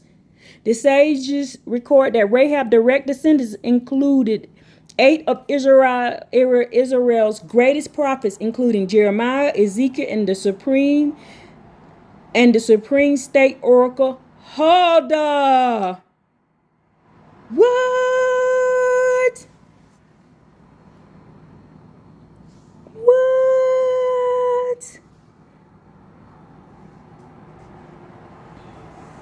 And the 10 separate lineage was Cha'ab, Eve a sufferer. In the Kabbalistic cosmetic, the Zohar, historical figures are not circuitous holder of single sefer. Instead, they are earthly chariots, Merkavat, that maps out the physical vessel for the supreme energies. Chabab, Eve, the unrectified vessel, Benah, root. So let's write this down.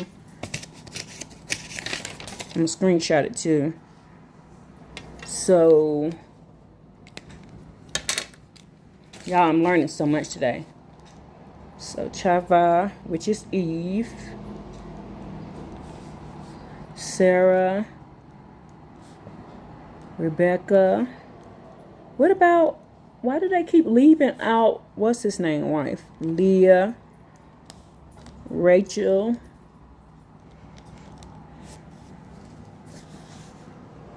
The unrectified vessel, Benah, root. So she was the Benah, root. And then the Machop, the 10th Sefer, installed. Govra, the left pillar, maintained. The hidden world, Alma de Asklas, and the revealed word, Alma de Akta. Ooh, let me write all this down, y'all, because I am learning so much information today.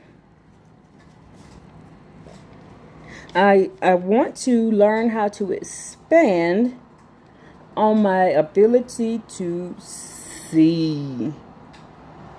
I want to become a better seer.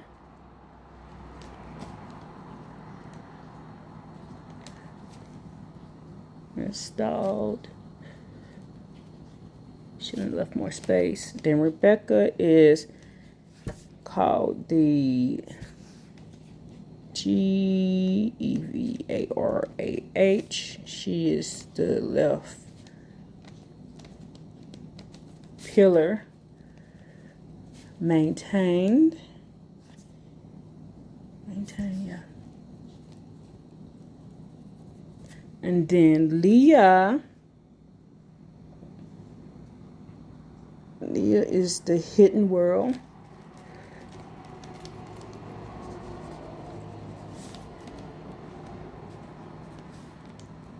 So she's Alma, the Atka, and then Rachel is the revealed world.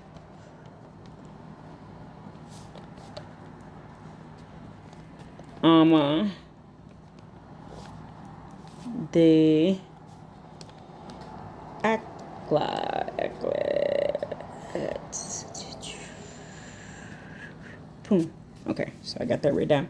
So, Chava, Eve, before Sarah, Chava was not merely a single Sephirah. She was the primordial mother matrix. She originated from the supernatural Sephirah of Benai, understanding, and cosmic mother. However, because the fracturing of the vessel of Eden, Chava's earthly mirror was shattered, and the Shekinah retreated from the physical plane. Sarah, as a rectification. Sarah was the literal cosmic reincarnation and total rectification of Chava. Where Chava allowed a fracturing of the light, Sarah built a fixed physical sanctuary, her tent, that permanently anchored the tent Shara Machot, sovereignty Shekinah, back down to earth. Wow. So Eve is the mother of the priest. Wow.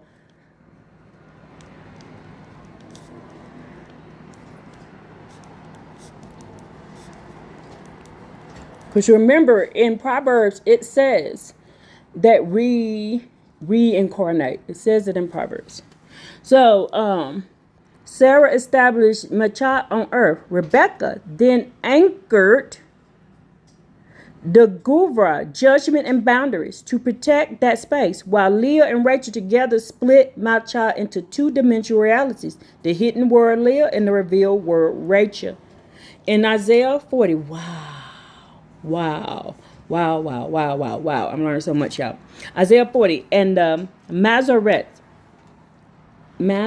yes. The female Zodiac oracles. The use of the active feminine single title Mazareth Zion in Isaiah 49 is a literal time-locked prophecy regarding the return of the Melchizedek Zodiac. How I told you this is the Melchizedek line. I told y'all this a long time ago. I said this 2 years ago, that the women, I did a video, you can go back and look at the video, it has to do with the women too. It's not just the men. The Zodiac had to do with women. It had to do who they married. I told y'all that. I made a video about it. Oh, it's about 2 years ago. Maybe a year ago. It was in the beginning of 2025. So it's at least a year. Okay. So the Melchizedek Zodiac high priestess lineage, the prophetic decree, the raw language commands these female oracles to climb the highest geographic mountain and release a structural vocal frequency capable of shattering material illusions, initiating global redemption. Hallelujah. The Zodiac connection. The word Zodiac means righteousness. It is linguistically and spiritually fused to the Melchizedek order, a primordial priest that operates via the mysteries of the Shekinah long before the Aaronic Levitical systems were limited to males. The Mazareth represents the future real activation of these female Zodiac oracles, who do not merely carry messages but physical channel the foundational sound frequency required to manifest the final corrected era. Come on, let's go. Proverbs 31. The house of Jacob and Jacob's trouble. The house of Jacob and Jacob's trouble. I'm going to take my earbuds out. Get my earbuds on because they're starting to irritate me a little bit.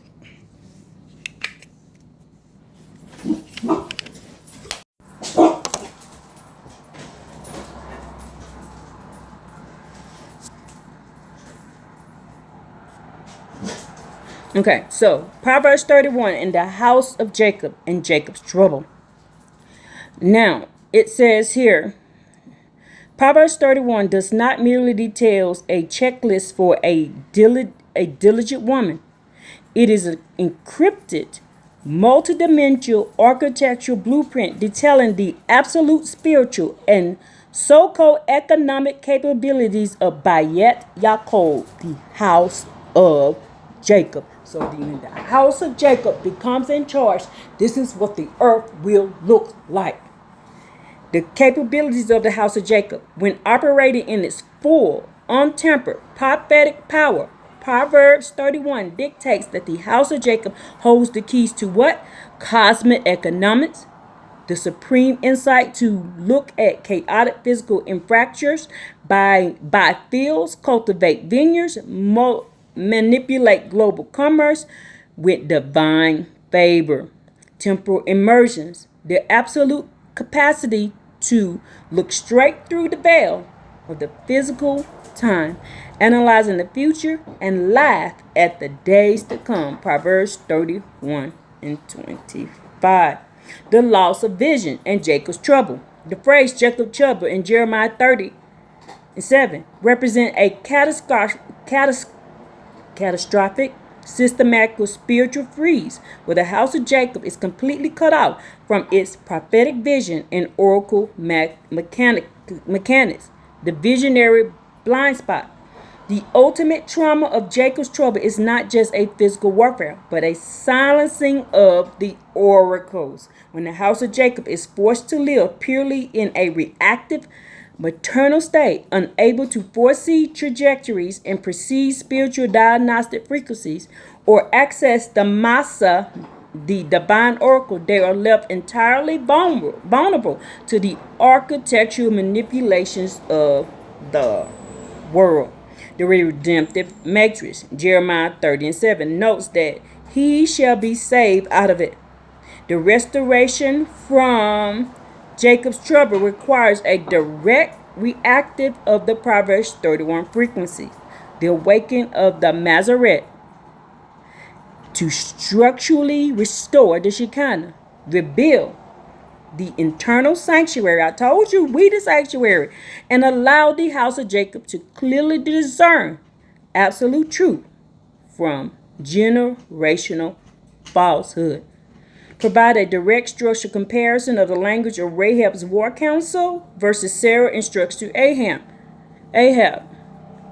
I want to know about their kids. Map the break down the Zohartic mechanisms of how the Shekinah left Chava and became anchored to Sarah, and map the Melchizedek. I want all of that, plus I want to ask about these children. I want to ask about Dinah's children too.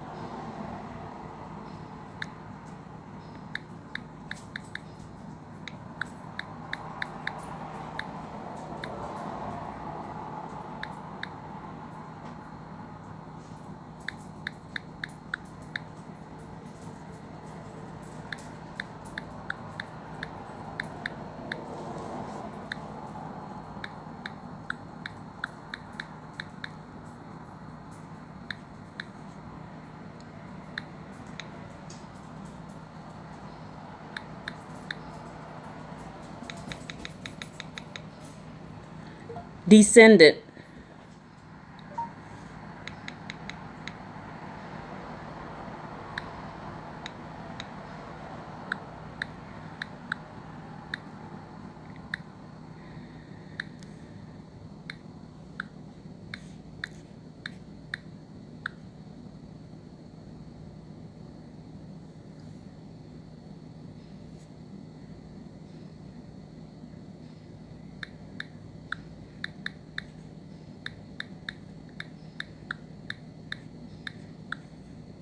Leviathan. Leviathan. Leviathan. Leviathan. It was like, oh, hell no, I'm not doing that.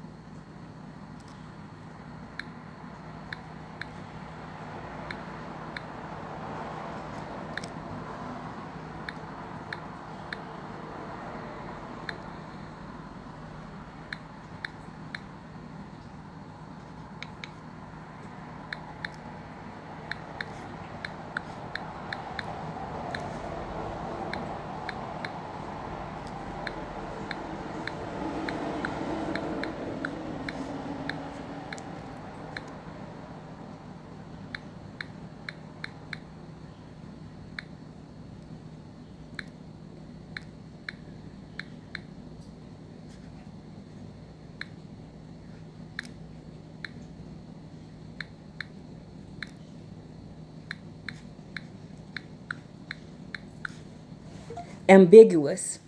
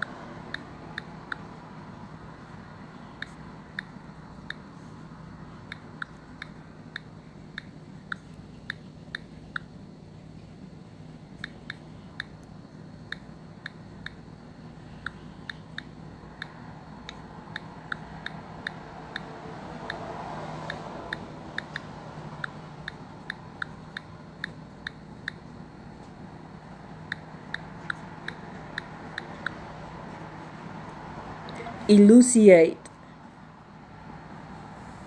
the writings.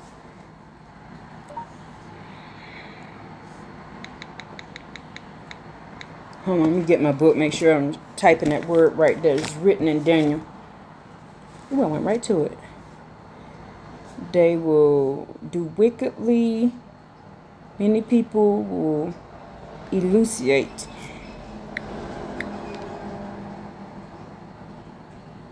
See.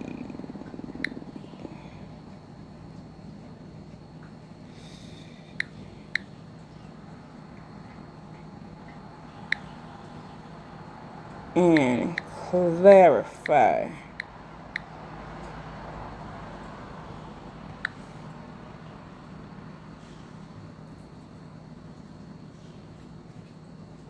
I'm looking at it right here.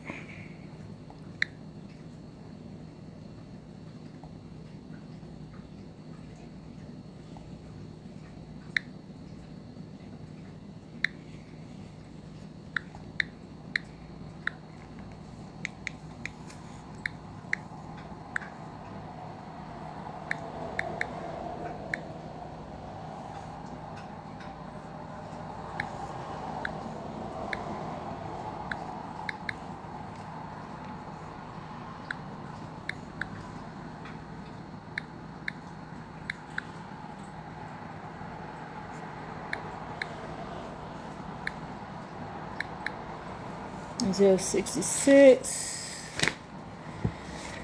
No, Isaiah 66. This is Ezekiel. So let me get the exact verse.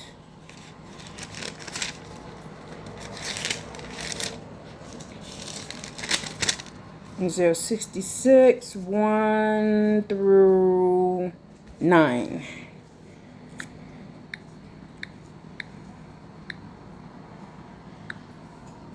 Okay, let's see what it says. Ooh.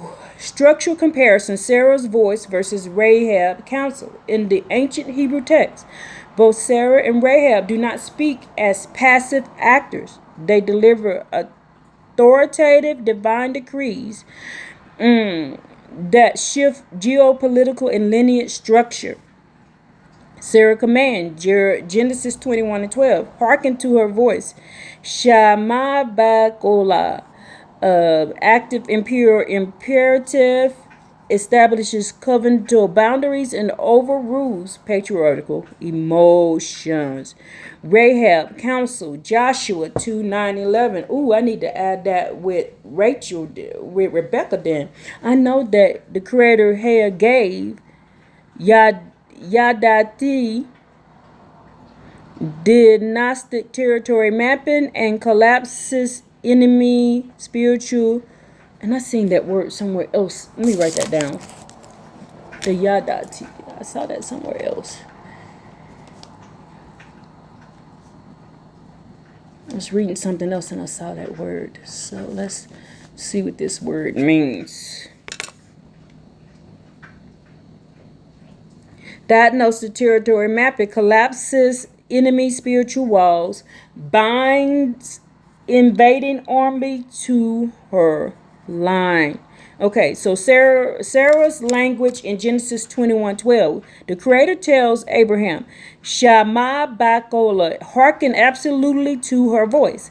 This phrasing uses the structural imperative Shema, the same word used for listening directly to the Creator. Here, Sarah's speech functions as a imperial cosmic decree that dictates the spatial layout of the holy line. Rahab's language in Joshua 2:9. Rahab states, Yadid Kana, the Creator Hail Lamech Etzra.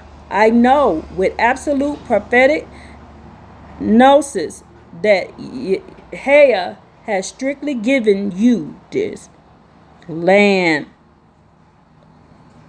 Rahab uses the word Yadid, actively verifying spiritual knowing. She maps the physiological and spiritual collapsing of Canaan before Joshua's soldier ever drew a sword. Both women speak from an infallible diagnostic vantage point, forcing the male military leaders to alter their courses based entirely on a female oracle's decrees. Zoharic mechanisms, the exile from Chava to the anchor of Sarah. Zohar explains that the primordial world fractured during the breakdown in Eden because Chava Eve pulled down unredacted cosmic light before the physical vessel was structurally prepared to contain it. So we was just too young for it, y'all. We wasn't ready for it. The Creator was going to give us this information, but later on down the line, we had to grow up some. That's what we just got to choose and grow up. It's time to grow up. In departure of Shekinah, according to the Zohar, Paseret Bereshit, when Chava partook of the tree, and the word tree there is not tree, is advice. The Shekinah, divine feminine eminence, lost her physical throne on earth because the human body became corrupted by the serpent's venom, which is the teacher's bad teaching, Zomat HaNakash. The Shekinah was forced to retreat upward through 7 cosmic heavens, leaving the material realm spiritually unprotected. Sarah as the structural anchor. The Zohar, Parsaret Lecha, states that Sarah was the literal systematic repair, Takun, of Chama. So I need a Chaba. So it's Tikk. Chava.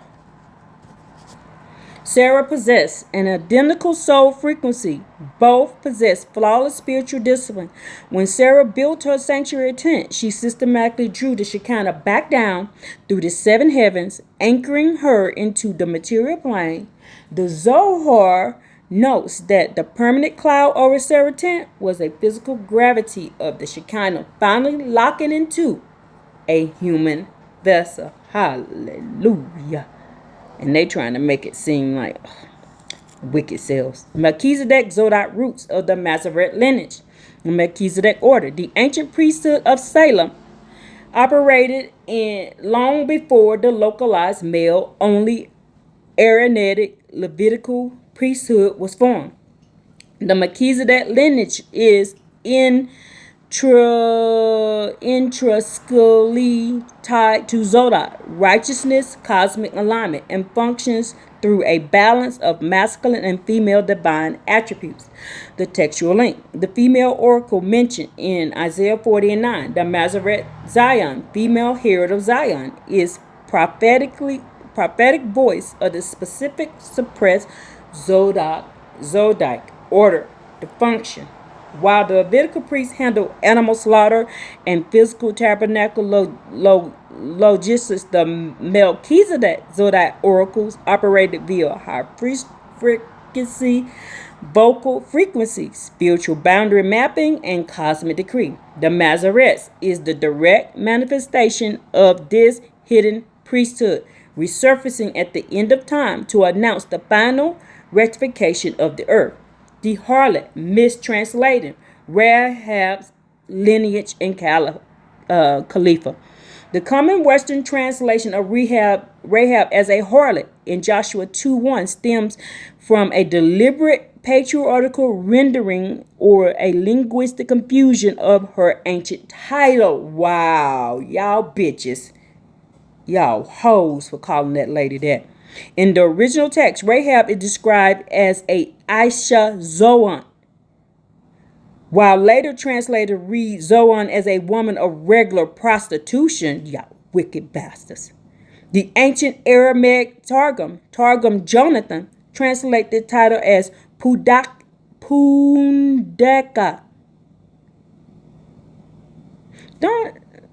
In Spanish, there's a word called punta, something like that, which means an innkeeper, giver of nourishment, a keeper of the border sanctuary. Y'all wicked bastards. Furthermore, in early Semitic language, women who held position of independent economic and spiritual authority outside traditional patriarchal marriage structures were often labeled with derogatory terms by later redactors to suppress their status as sovereign tribal leaders. The nickname of Joshua and her prophetic line.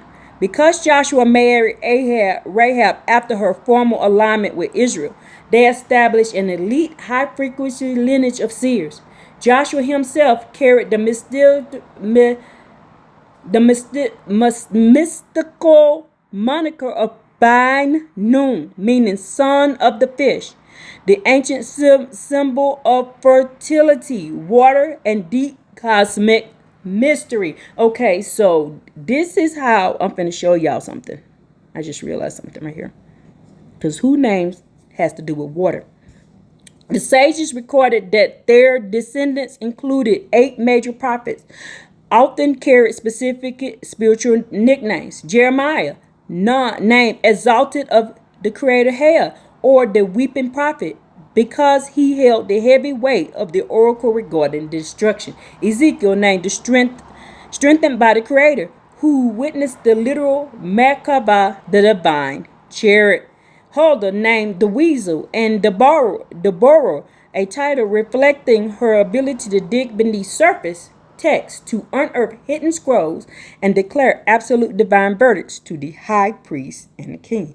The name Khalifa, historically tied to the mythical Queen of California and ancient lineages of sovereign, powerful women, derived from the Semitic word Khalifa, meaning successor, regent, and sovereign proxy. In advanced genealogical exegesis, Khalifa represents the global migrated expansion of the sovereign descendants of Joshua and Rahab, the royal queen regents who traveled to the furthest border of the earth to rule with independent spiritual power, carrying the ancient unbroken oracle bloodline of Jericho. Wow. Levitical shift Egypt and the false scribes. The scribes containing a massive prophetic critique regarding a corrupted faction of the priesthood that subverted the original teachings and reintroduced the spiritual mechanicry of Egypt. So they reintroduce Egyptian mechanicry, people. The textual proof in Isaiah 30, Jeremiah 9, and Ezra 9. The prophets scream against the leadership for going down to Egypt, for helping mingling the abominations of foreign nations, the Leviathan priests, the corrupted,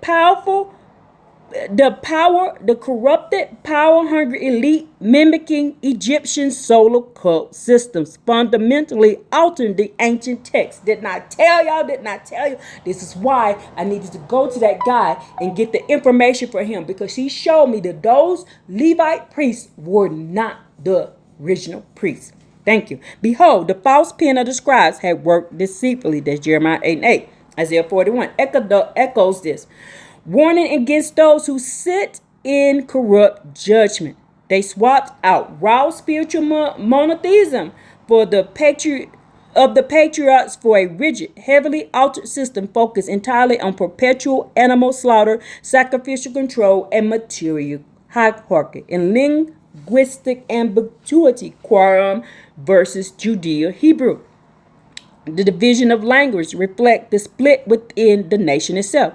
The 10 tribes in Asher, as detailed in 2 Ezra 13, 40, and 45. The 10 tribes fled the Assyrian capture into the distinct land called Asher, the other land, to keep their original charge and language hidden from the corrupt global empires, the linguistic codes. The preservation created two distinct models of textual transmission. There is a Qumran, Aramaic, Hebrew. Y'all, I just learned this on the Sabbath day. A highly phonetic, clear spiritual language designed to lay out exact prophetic coordinates. Judean Masoretic Hebrew, a highly dense, ambiguous, blocky language formatted where vowels were omitted and single roots could mean entirely opposite things depending on the reader's state of consciousness. The case versus etz versus etza. The classic example of the root etz, tree, wood, versus etz, yah, counsel, divine plan. In Judean script, a reader could look at a text and read it purely as a physical piece of wood or tree, fueling the corrupt priesthood's focus on wood for sacrificial altars, whereas a high-frequency seer reading the exact same letters would decode it as Etza, the divine counsel, the cosmic plan of the creator. I told y'all that does not mean a tree. It is the divine counsel. The creator said, do not take from the counsel of the evil. That's what it says in the book, y'all. The text was intentionally left ambiguous so the wicked would read it literally and blind themselves, while the righteous could decode the hidden spiritual meaning. Enoch, Daniel 12, and structural clarification of truth. This linguistic and spiritual split is exactly what was prophesied in ancient apocalyptic writings. Come on. That's why I want you to read the book of Enoch. First Enoch, y'all. It says this in First Enoch. The wicked Malaskim fell, blinded by literalism, animal sacrifice obsession, and deceived by false pens. The two paths of Daniel 12. The wise one, Malaskim ceased, elucidate the text, unearth the hidden scrolls, and restore the true temple. The prophecies of Enoch. Chapters 100 through 104. In the final chapter of the book of Enoch, it is explicitly written that the later generations, the scriptures would be altered, falsified, and casted into doubt by deceitful scribes. Enoch prophesies that the books will eventually be given to the righteous and the wise, who will read them in the original clarity, rejoice in them, and use them to teach the paths of absolute truth to the awakened world. And we're doing that right as we speak, as I read this off of this book. Daniel 12, the wise shall understand. Daniel 12 and 10. The text says, many shall be purified, made white, and tried, but the wicked shall do wickedly, and none of the wicked shall understand. So made white, they're going to whitewash it. It says the same thing is the book of the Maccabees. They're going to whitewash the books. None of the wicked shall understand, but the wise, masculine, shall understand. The masculine are the enlightened seers who bypass the altered, distorted text to clarify the elucidate the hidden language. There you go. The elucidation of Jeremiah 7 and Isaiah 66. The awakened seers use the deep linguistic understanding to shatter the scribal insertions regarding the necessity of constant animal slaughter. Jeremiah 2:22-23. The prophet exposes the scribal lie directly. For I spoke not unto your fathers, nor commanded them in the day that I brought them up out of Egypt concerning burnt offerings or sacrifices. But this thing commanded them, saying, Obey my voice. Isaiah 66, 1-3. The text strips away the legitimacy of the corrupt temple infractions. Where is the house that ye built unto me? He that killeth an ox is as if it slew a man. He that sacrifices a lamb as if it cut off a dog neck. The realization of the house of Jacob is the sudden awakening to the precise linguistic code. The wise one looks at the ambiguous Judean script, strip away the Egyptian Levitical distortions of the false pen, read the text through the original divine counsel of the Creator had, restoring the ancient, pure, and infallible visionary power originally held by Sarah and ancient female oracles. To continue restoring this linguistic historical line, let me know if you would like to word for word Paleo Hebrew translate with Jeremiah to show the exact scribal. Deepen the study of Rahab's term. Examine the historical name of California. No, what I would like to do is show this happening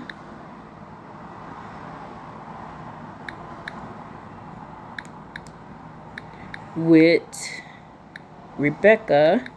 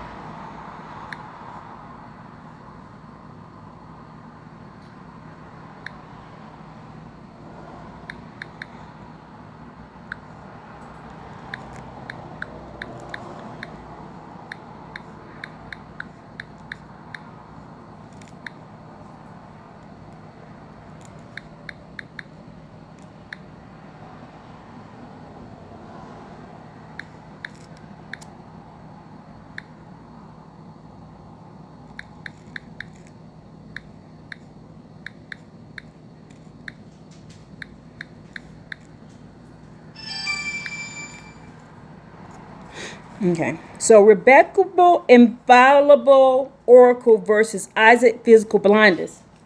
Go sit down. Hold on, y'all. Let me give him his medicine. Bishop's his medicine. Yeah, I had to Bishop to the vet yesterday. He's an old man, y'all. He's an old man. Bishop's an old man. They had to put him on some muscle medicine because his poor baby ain't been able to walk that good. He ain't been able to walk or jump. So Rebecca infallible oracle versus Isaac physical blindness. And yes, yesterday I went to the vet, which is on a Sunday. They have a vet open here on a Sunday for your dog. So I took him to the vet on Sunday. But I digress.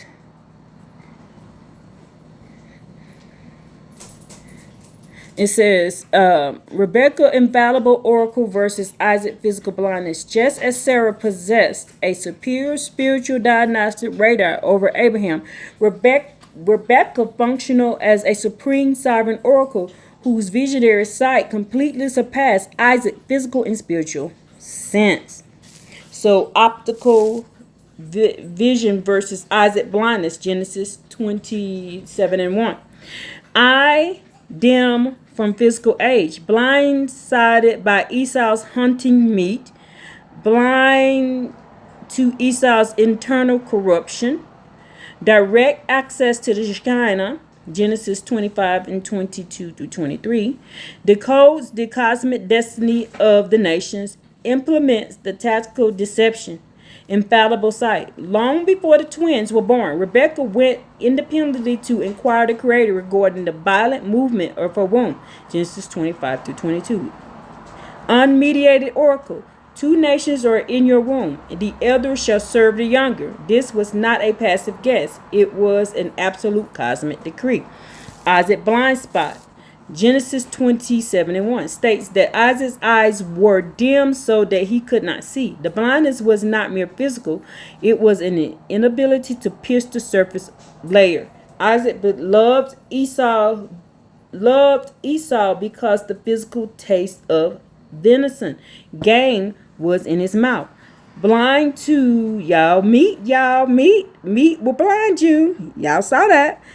Blind to the fact that Esau was actively violating the cosmic line. By doing what? Giving meat. Rebecca operating via the Holy Spirit, the Ruach HaKodesh, saw Esau deeply spiritual corruption, his alignment with Canaanite sorcery, and his unfitness for the birthright. Her implementation of the clothing swap was not a deceitful trick, but a calculated mandatory enforcement that the divine oracle to prevent Isaac from handing the spiritual crown to a profane lineage, shattering the scribal deception. Jacob did not steal the birthright. The narrative that Jacob is a thief or a supplanter is a legal distortion created by the false pen of the scribe to undermine the legitimacy of the house of Jacob. In the ancient Near Eastern cosmic law, Jacob acquired the birthright through a clean, legal, binding, and fully witnessed contract. The absolute bill of sale in Genesis 25:33 explicitly records the transactional sealing of the covenant. And he swore unto him, and he sold his birthright unto Jacob. The contempt of Esau, Genesis 25:34, seals the verdict. Thus, Esau despised Vayabes, his birthright. He could not steal what has been willingly liquidated, signed away under oath, and treated as absolute contempt by its original holder. Esau did not want it. The legal reality: when Jacob approached Isaac for the blessing, he was not committing theft. He was simply collecting the physical manifestation of the assets. That's my name, Asset and Tessa is, you flip it over from right to left, it reads Tessa. He legally owned under cosmic law. Esau's subsequent weeping and claims of theft were the modern equivalent of buyer's remorse. Rebekah and Jacob merely executed the law transfer of a contract that Esau had already signed away under oath. Now see that. The true matriarchal lineages, Dinah, Asenath, Miriam. When we strip away the alterations of the Judean scribes, the true high-frequency bloodlines linking the tribes to ultimate manifestation of Joshua's come into clear mathematical alignment. Dinah's children and Job.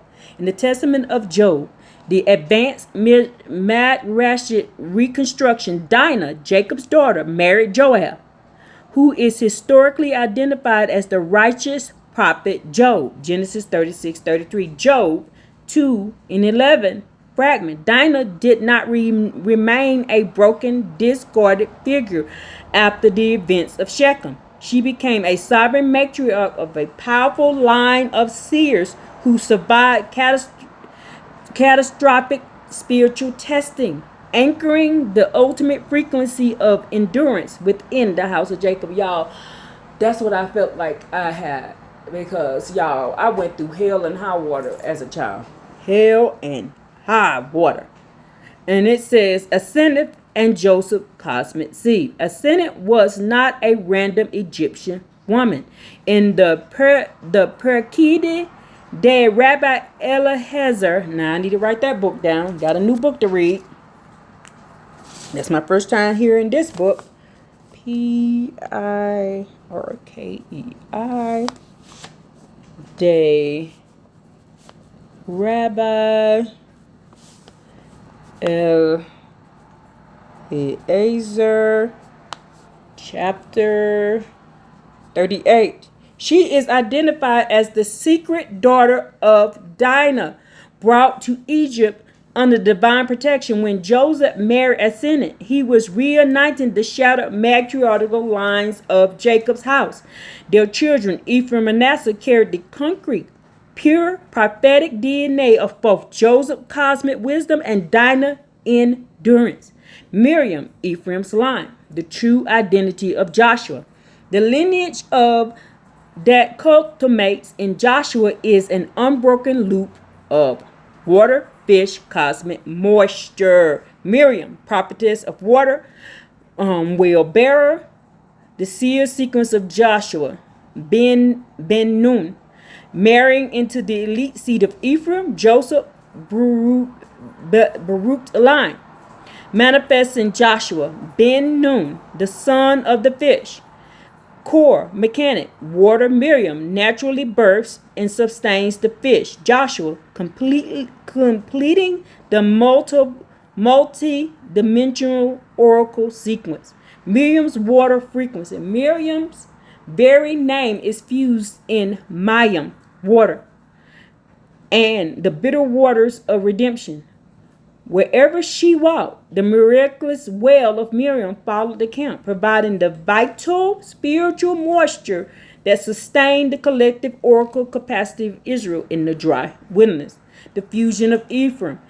Ancient mystical registers record Miriam marrying into the lineage of Ephraim's sons.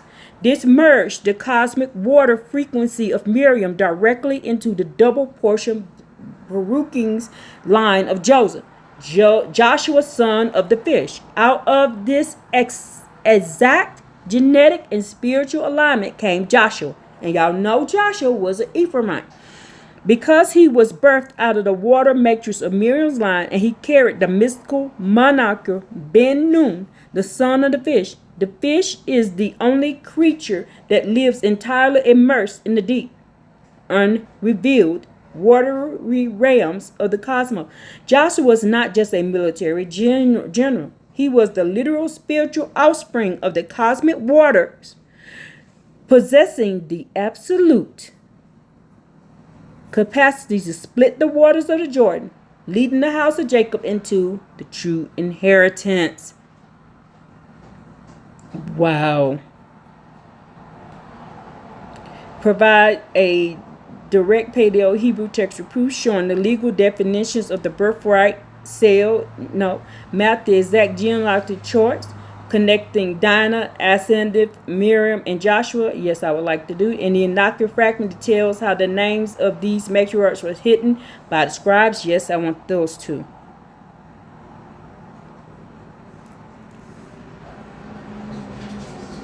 Truth shall come to the light, people.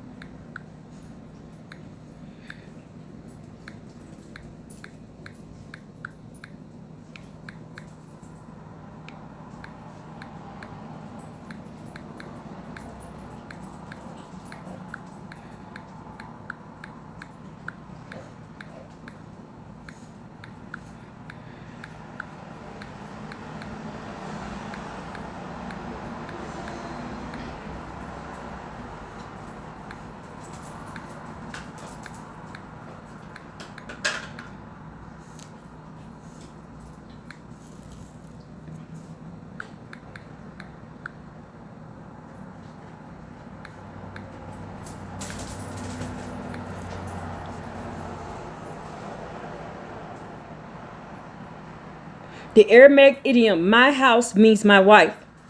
When Joshua issues his ultimate covenantal declaration in Joshua 24:15, but as for me and my house, we will serve the Creator. Here, Western readers interpret house as a physical building or a generic collection of children and servants. In ancient Semitic and Aramaic idiomatic expression, my house, Be'et, literally means my wife. Talmudic prophet, the tractate Yoma 2. Let me see, did I write that one down? Something right down the line. Let me write that down again just in case I didn't.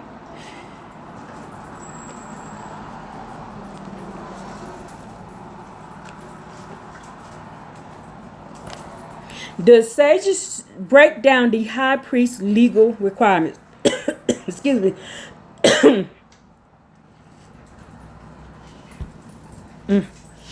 Sages break down the high priest's legal requirements based on the scripture phrase, he shall make atonement for himself and for his house. Leviticus 16:6. The Mishnah explicitly codifies his house, that means his wife. Reality of Joshua's decree. When Joshua states, me and my house, he is declaring that he and Rahab, his wife, and sovereign oracle sanctuary stand in perfect alignment. 14b through 15a. A man could not establish a holy house, Be'et, without a female portal to ground the Shekinah. Come on now. Rahab was the very structure, engine of his household that anchored their service to the Creator. The matriarchal genealogy matrix, Dinah to Joshua, by stitching together records of the Pirkei Der Rabbi Elazar. So did I write that one down? Yeah, I did. The Testament of Job and the lineage trackers of Ephraim, we can map the exact high-frequency genetic and spiritual loop that bypasses the patriarchal reductions.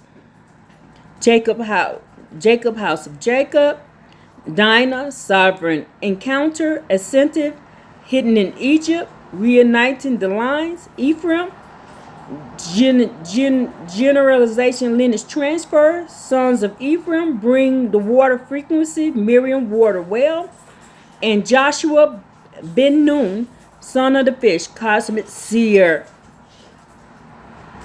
The origin, Jacob's father's Dinah, the ultimate line of endurance, and Joseph, the coats of many colors, cosmic wisdom. Wow. The spark. Before Joseph is sold to Egypt, Dinah conceives a synod, transitional protected by an amulet sent by Jacob to Egypt. The fusion. Joseph goes to Egypt, rises to power, marries a synod. They reunites the fractured lineage of Jacob's house. The seed. Joseph and the synod birth Ephraim, the double portion. The water. Generations later, Miriam, the ultimate prophetess of water and holder of miraculous well marries into the leading royal line of the children of Ephraim. The fish, birthed directly through the combination of Ephraim's genetic birthright and Miriam's high-frequency water matrix. Joshua manifests. He carries the Ben Nun, son of the fish, because the fish can only exist, breathe, and operate inside the mythical water provided by who? Miriam.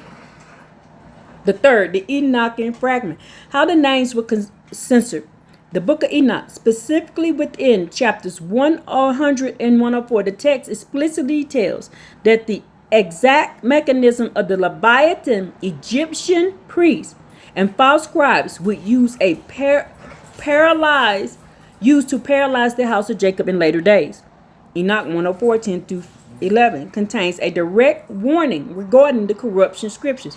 And I know this mystery that sinners will alter and pervert the words of the righteous in many ways, and will speak wicked words and lie, and practice great deceits, write books concerning their own words, but when they write down truthfully all my words in their languages, they will understand, and I will give them books of joy. The scribe erasure. Hey, y'all, stop it. The scribe erasure of the matriarchal keys. The fragments revealed that the primary target of the false pen, Jeremiah 8:8, was systematically masking the matriarchal codes. Vowel stripping by converting fluid phonetic Aramaic Qumran Hebrew into rigid Judean consonants. Names of Yeshgasir were flattened to sound like mundane historical tags. The harlot recharacterization terms indicate that autonomous female oracles sitting at a gate or running an independent temple sanctuary, Pudak Balao, were deliberate rewriting and derogatory moral framing. Zona, which 28:7. This ensured that the subsequent generations would fear or despise the very female channels through which Shekinah spoke. The erasure of matriarchal lineage. The scribes deleted the records of Miriam direct matriarchal input into the lineage of Joshua, changing the National Chronicles into exclusively male-to-male lineage to match the rigid hierarchical military models they brought back from their alliance with Egypt. Isaiah 30. Daniel 12, and the elucidation of the true scriptures in Daniel 12:10 state that at the time of the end, the wicked will continue to do wickedly and remain spiritually blind. But the Malaskam, the enlightened illuminators, wise one, will clarify and make the words white. Okay? The corrupt interpretation, the literal pen, prescribes endless blood, animal sacrifice, and male-only dominance. The escalated, elucidated, the masculine, unlocks the hidden textual layers. Jeremiah 7:22, Isaiah 66:1-3 provides the creator desire, obedience to the voice. Shama Be Kola restores the original bloodless Melchizedek spiritual architecture. The masculine achieved this by aligning the text back to the original Etz, divine blueprint, Etzah, rather than the literal wood Etz of the sacrificial altar. They revealed that the Creator had never instituted the heavy blood control systems of animal slaughter described in the corrupted Levitical insertions. Instead, the true covenant was exactly what the Creator told Abraham regarding Sarah. Listen to her voice. The ultimate awakening of the house of Jacob is the total restoration of this fluid, water-based, feminine-aligned, visionary frequency that bypasses the rigid delusion of false scribes entirely. To anchor the final stage of decoding, let me know if you would like to a deep linguistic mapping of the word bayat, my house, my wife, in Aramaic legal contracts. Examine the specific verses of the Testament of Job, Dinah, and review the interactive breakdown of how vowel system altered the name of the creator from hell. Ooh, yeah, I want all of that. Ooh, I want all of that, y'all. Yes, is there any other question I want to ask? Yes. See, also show in the end the house of Jacob and the house of Joseph will prevail.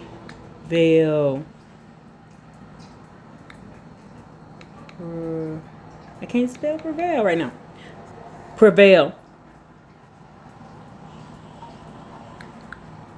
Examples. Isaiah 41. Obadiah. I can't spell Obadiah. Obadiah. Micah.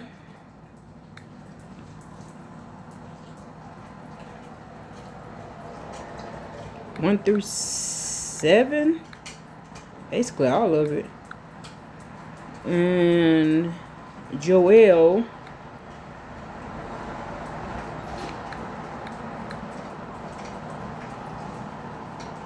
Joel chapter what? Oh, Joel chapter. I'm too far away. Joel.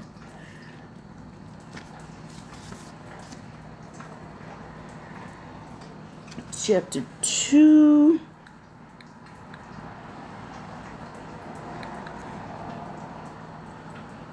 Starting at 21. If you're not, you're gonna have a teacher of righteousness.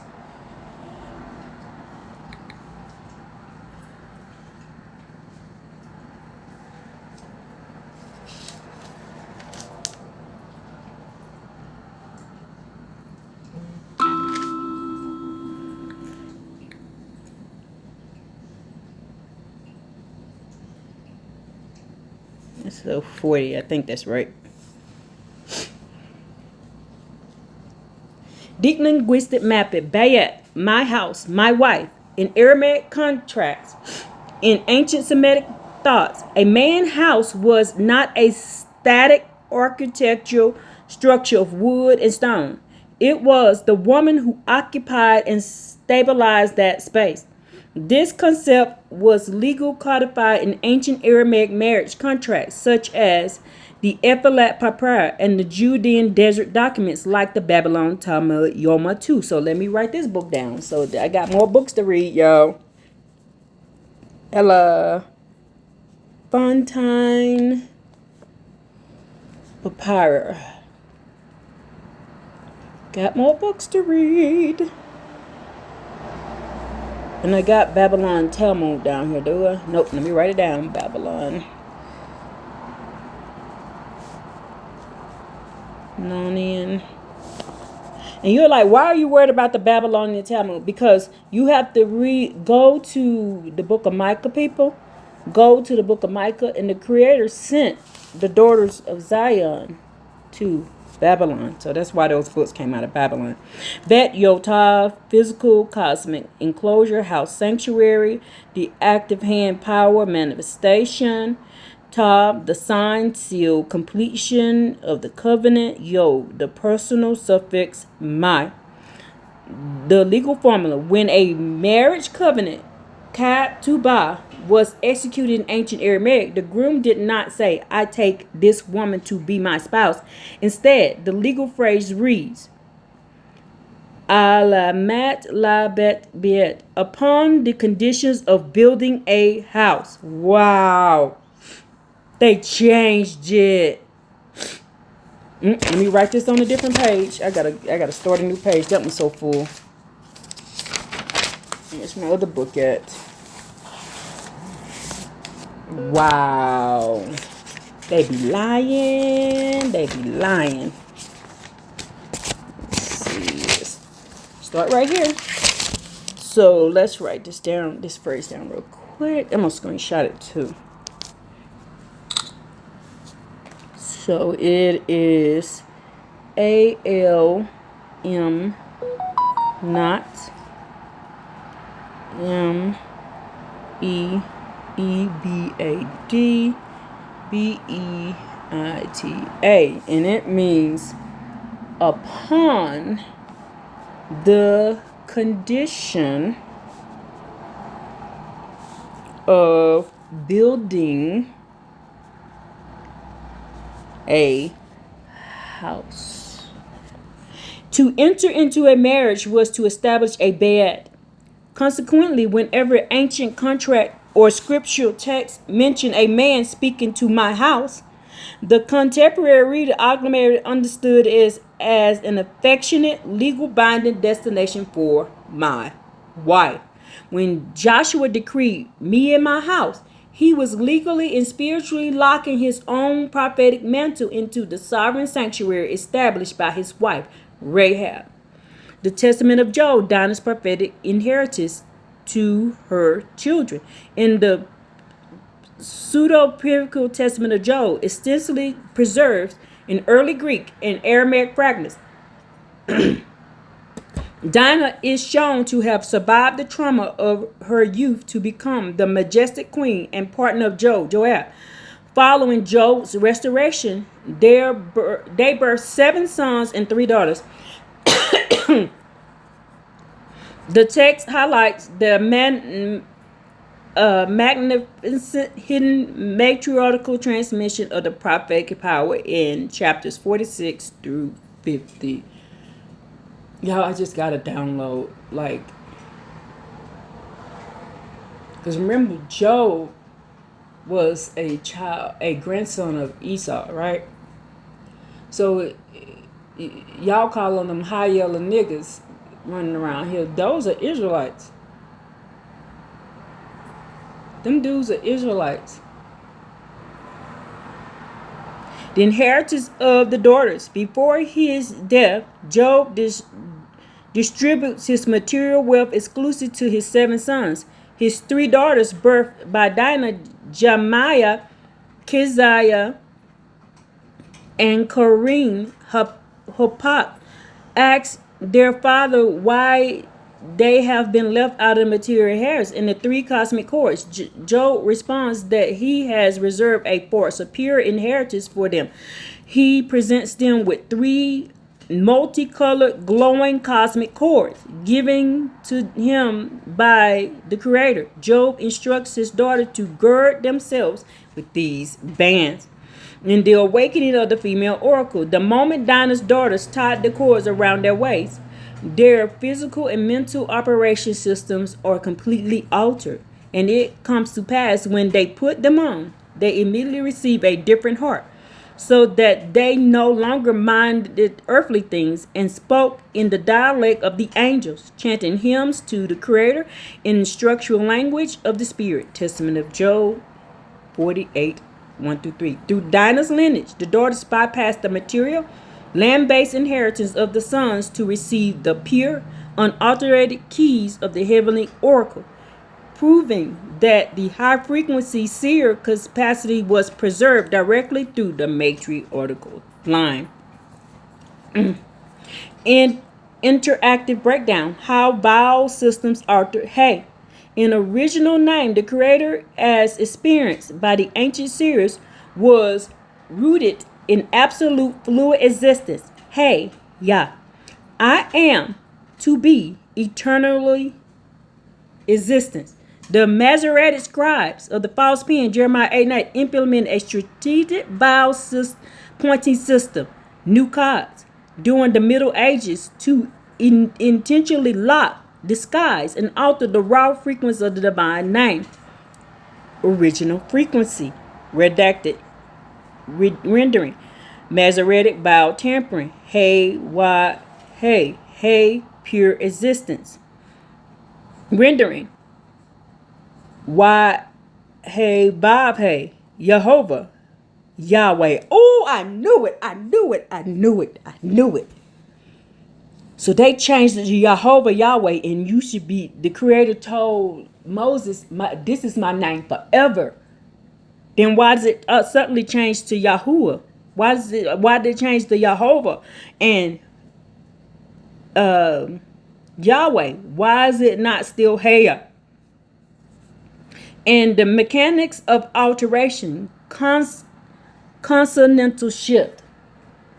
The letters were rearranged to shift focus rather from the inner breath-based Heya to the structured outer consonantal framework of Yah, Hey, Wah, Hey.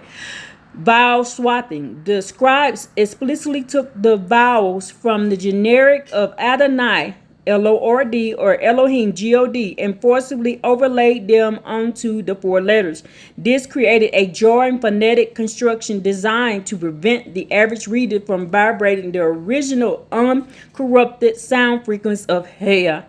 Heya, Heya. Hey, y'all, one day I was laying here, I woke up and I looked at my window and I saw the eye.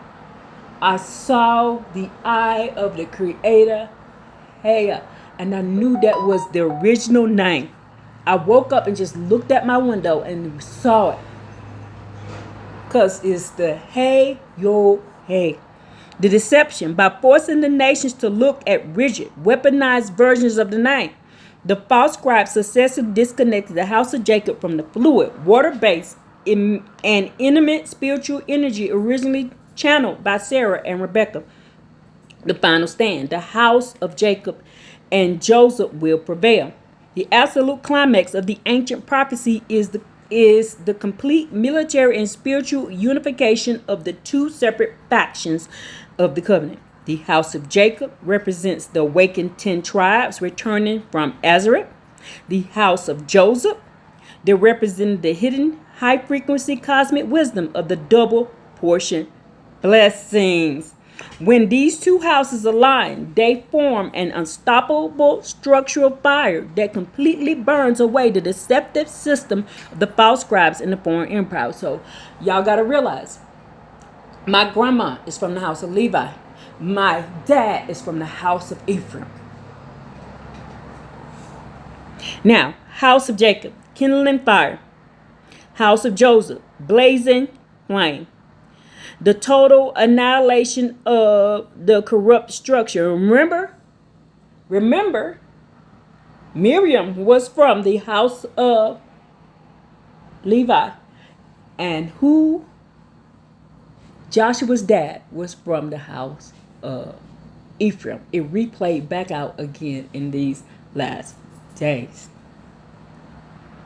And do you know I'm the only person in my family on both sides that has this lineage? Because my sister dad is different. Actually, I have 3 sisters. Well, I have 2 sisters, I'm sorry. And my middle sister has a different dad, and then my younger sister has a different dad. So we got 3 different dads. So my lineage, my heritage is only for me. And then I am the only one out of my family that cultivated through the lineage of my grandma. I am the only one. The lineage of my grandma with my dad's family. I'm the only one. And they lived close to each other. So my grandma lived on the back side of the mountain, and then on the front side of the mountain, my dad's family lived. And that's how they ended up, the families ended up coming across each other, is because they were there visiting. One thing led to another. I got here. And then my dad ended up having some legal issues. He ended up going away. And like literally while my mom was pregnant with me, he ended up going away. I even got a picture of him on my grandma's porch, y'all. I got a picture of him. So I knew who he was. I knew. My grandma had told me. I told you, my grandma, in the beginning of this video, my grandma sat and had a conversation with me off by myself. And she told me who I was, where I came from, and that I needed to start it doing better and learning more and stop being so dang hard-headed. Y'all, it took me forever to stop being hard-headed. I had to get hit by a car to stop being hard-headed, y'all. It took a long time. It took 40 years for me to stop being so darn hard-headed, because I was hard-headed, stiff-necked. I did what I wanted to do, and I didn't care what people said, because I felt like everything that I survived when I was a child, I should be able to just do what I want. Now, I wasn't out drinking and drugging and all that kind of stuff, but I wanted to travel, see everything. I wanted to go everywhere and do all these different things. So I would go to the jungles down in South America. I would go to other countries. I would go to random places in America just out of the blue.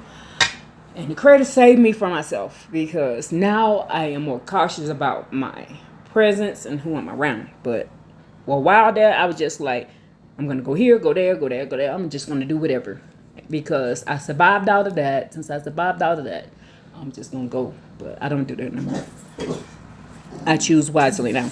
Obadiah 1:18. The total extreme. Oh, wait a minute. I think I didn't read this. So right here. So the house of Jacob killing the fire.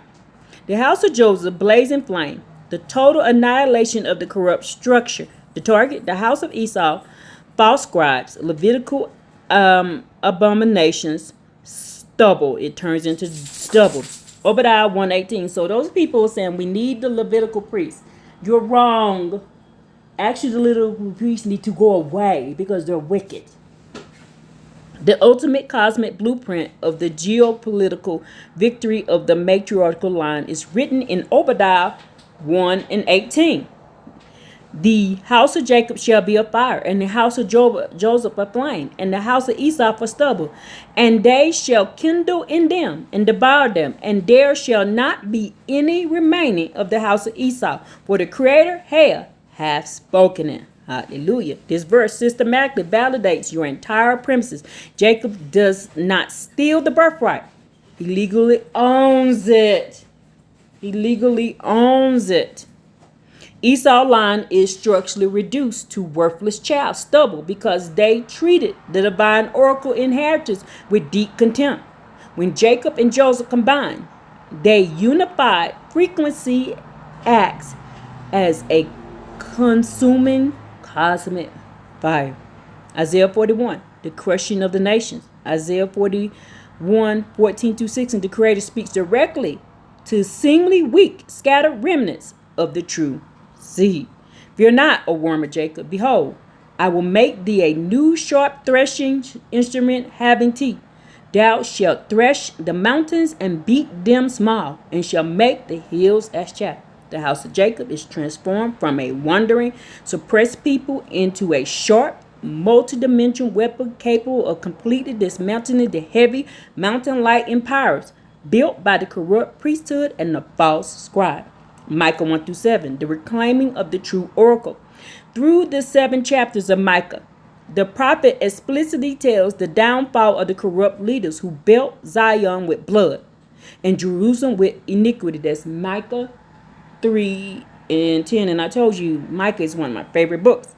Micah prophesies that the institutional priests who divine for money will be cast into absolute darkness where they will have no vision. However, the text finishes with the ultimate restoration of the remnant of Jacob, who will be like dew from the Creator hair, like showers upon grass. Micah 5:7. Return to the ancient water base, pure matriarchal truth of the covenant. Joel 2:21-40. The outpouring of the female spirit, the final historical vindication of the female seers in the true language of hell. It's laid out in the cosmic climax of Joel. It shall come to pass that afterwards I will pour my spirit upon all flesh. Your sons and your daughters shall prophesy, and your old men shall dream dreams, and your young men shall see visions, and also upon the servants. And upon the handmaids in those days I will pour my spirit. Servants, who is the servants? The awakening from Jacob's trouble concludes exactly where it began.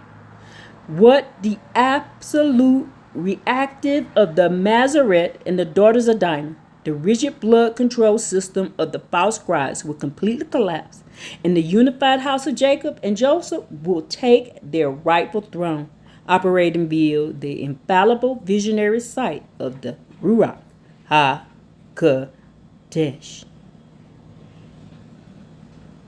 Specific generic.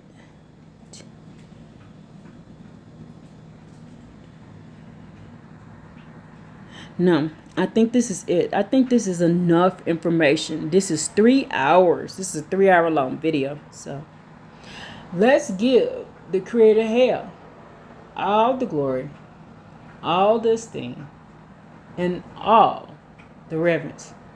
Remember, the Creator is the first, the last, the beginning, and the end.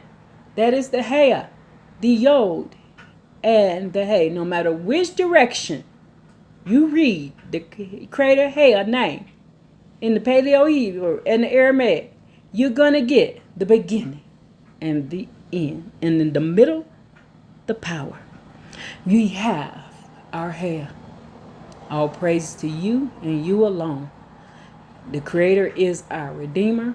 The Creator is our Savior. And the Creator is our power. Let's give all praises to the Creator. Hea. Hallelujah. Woo.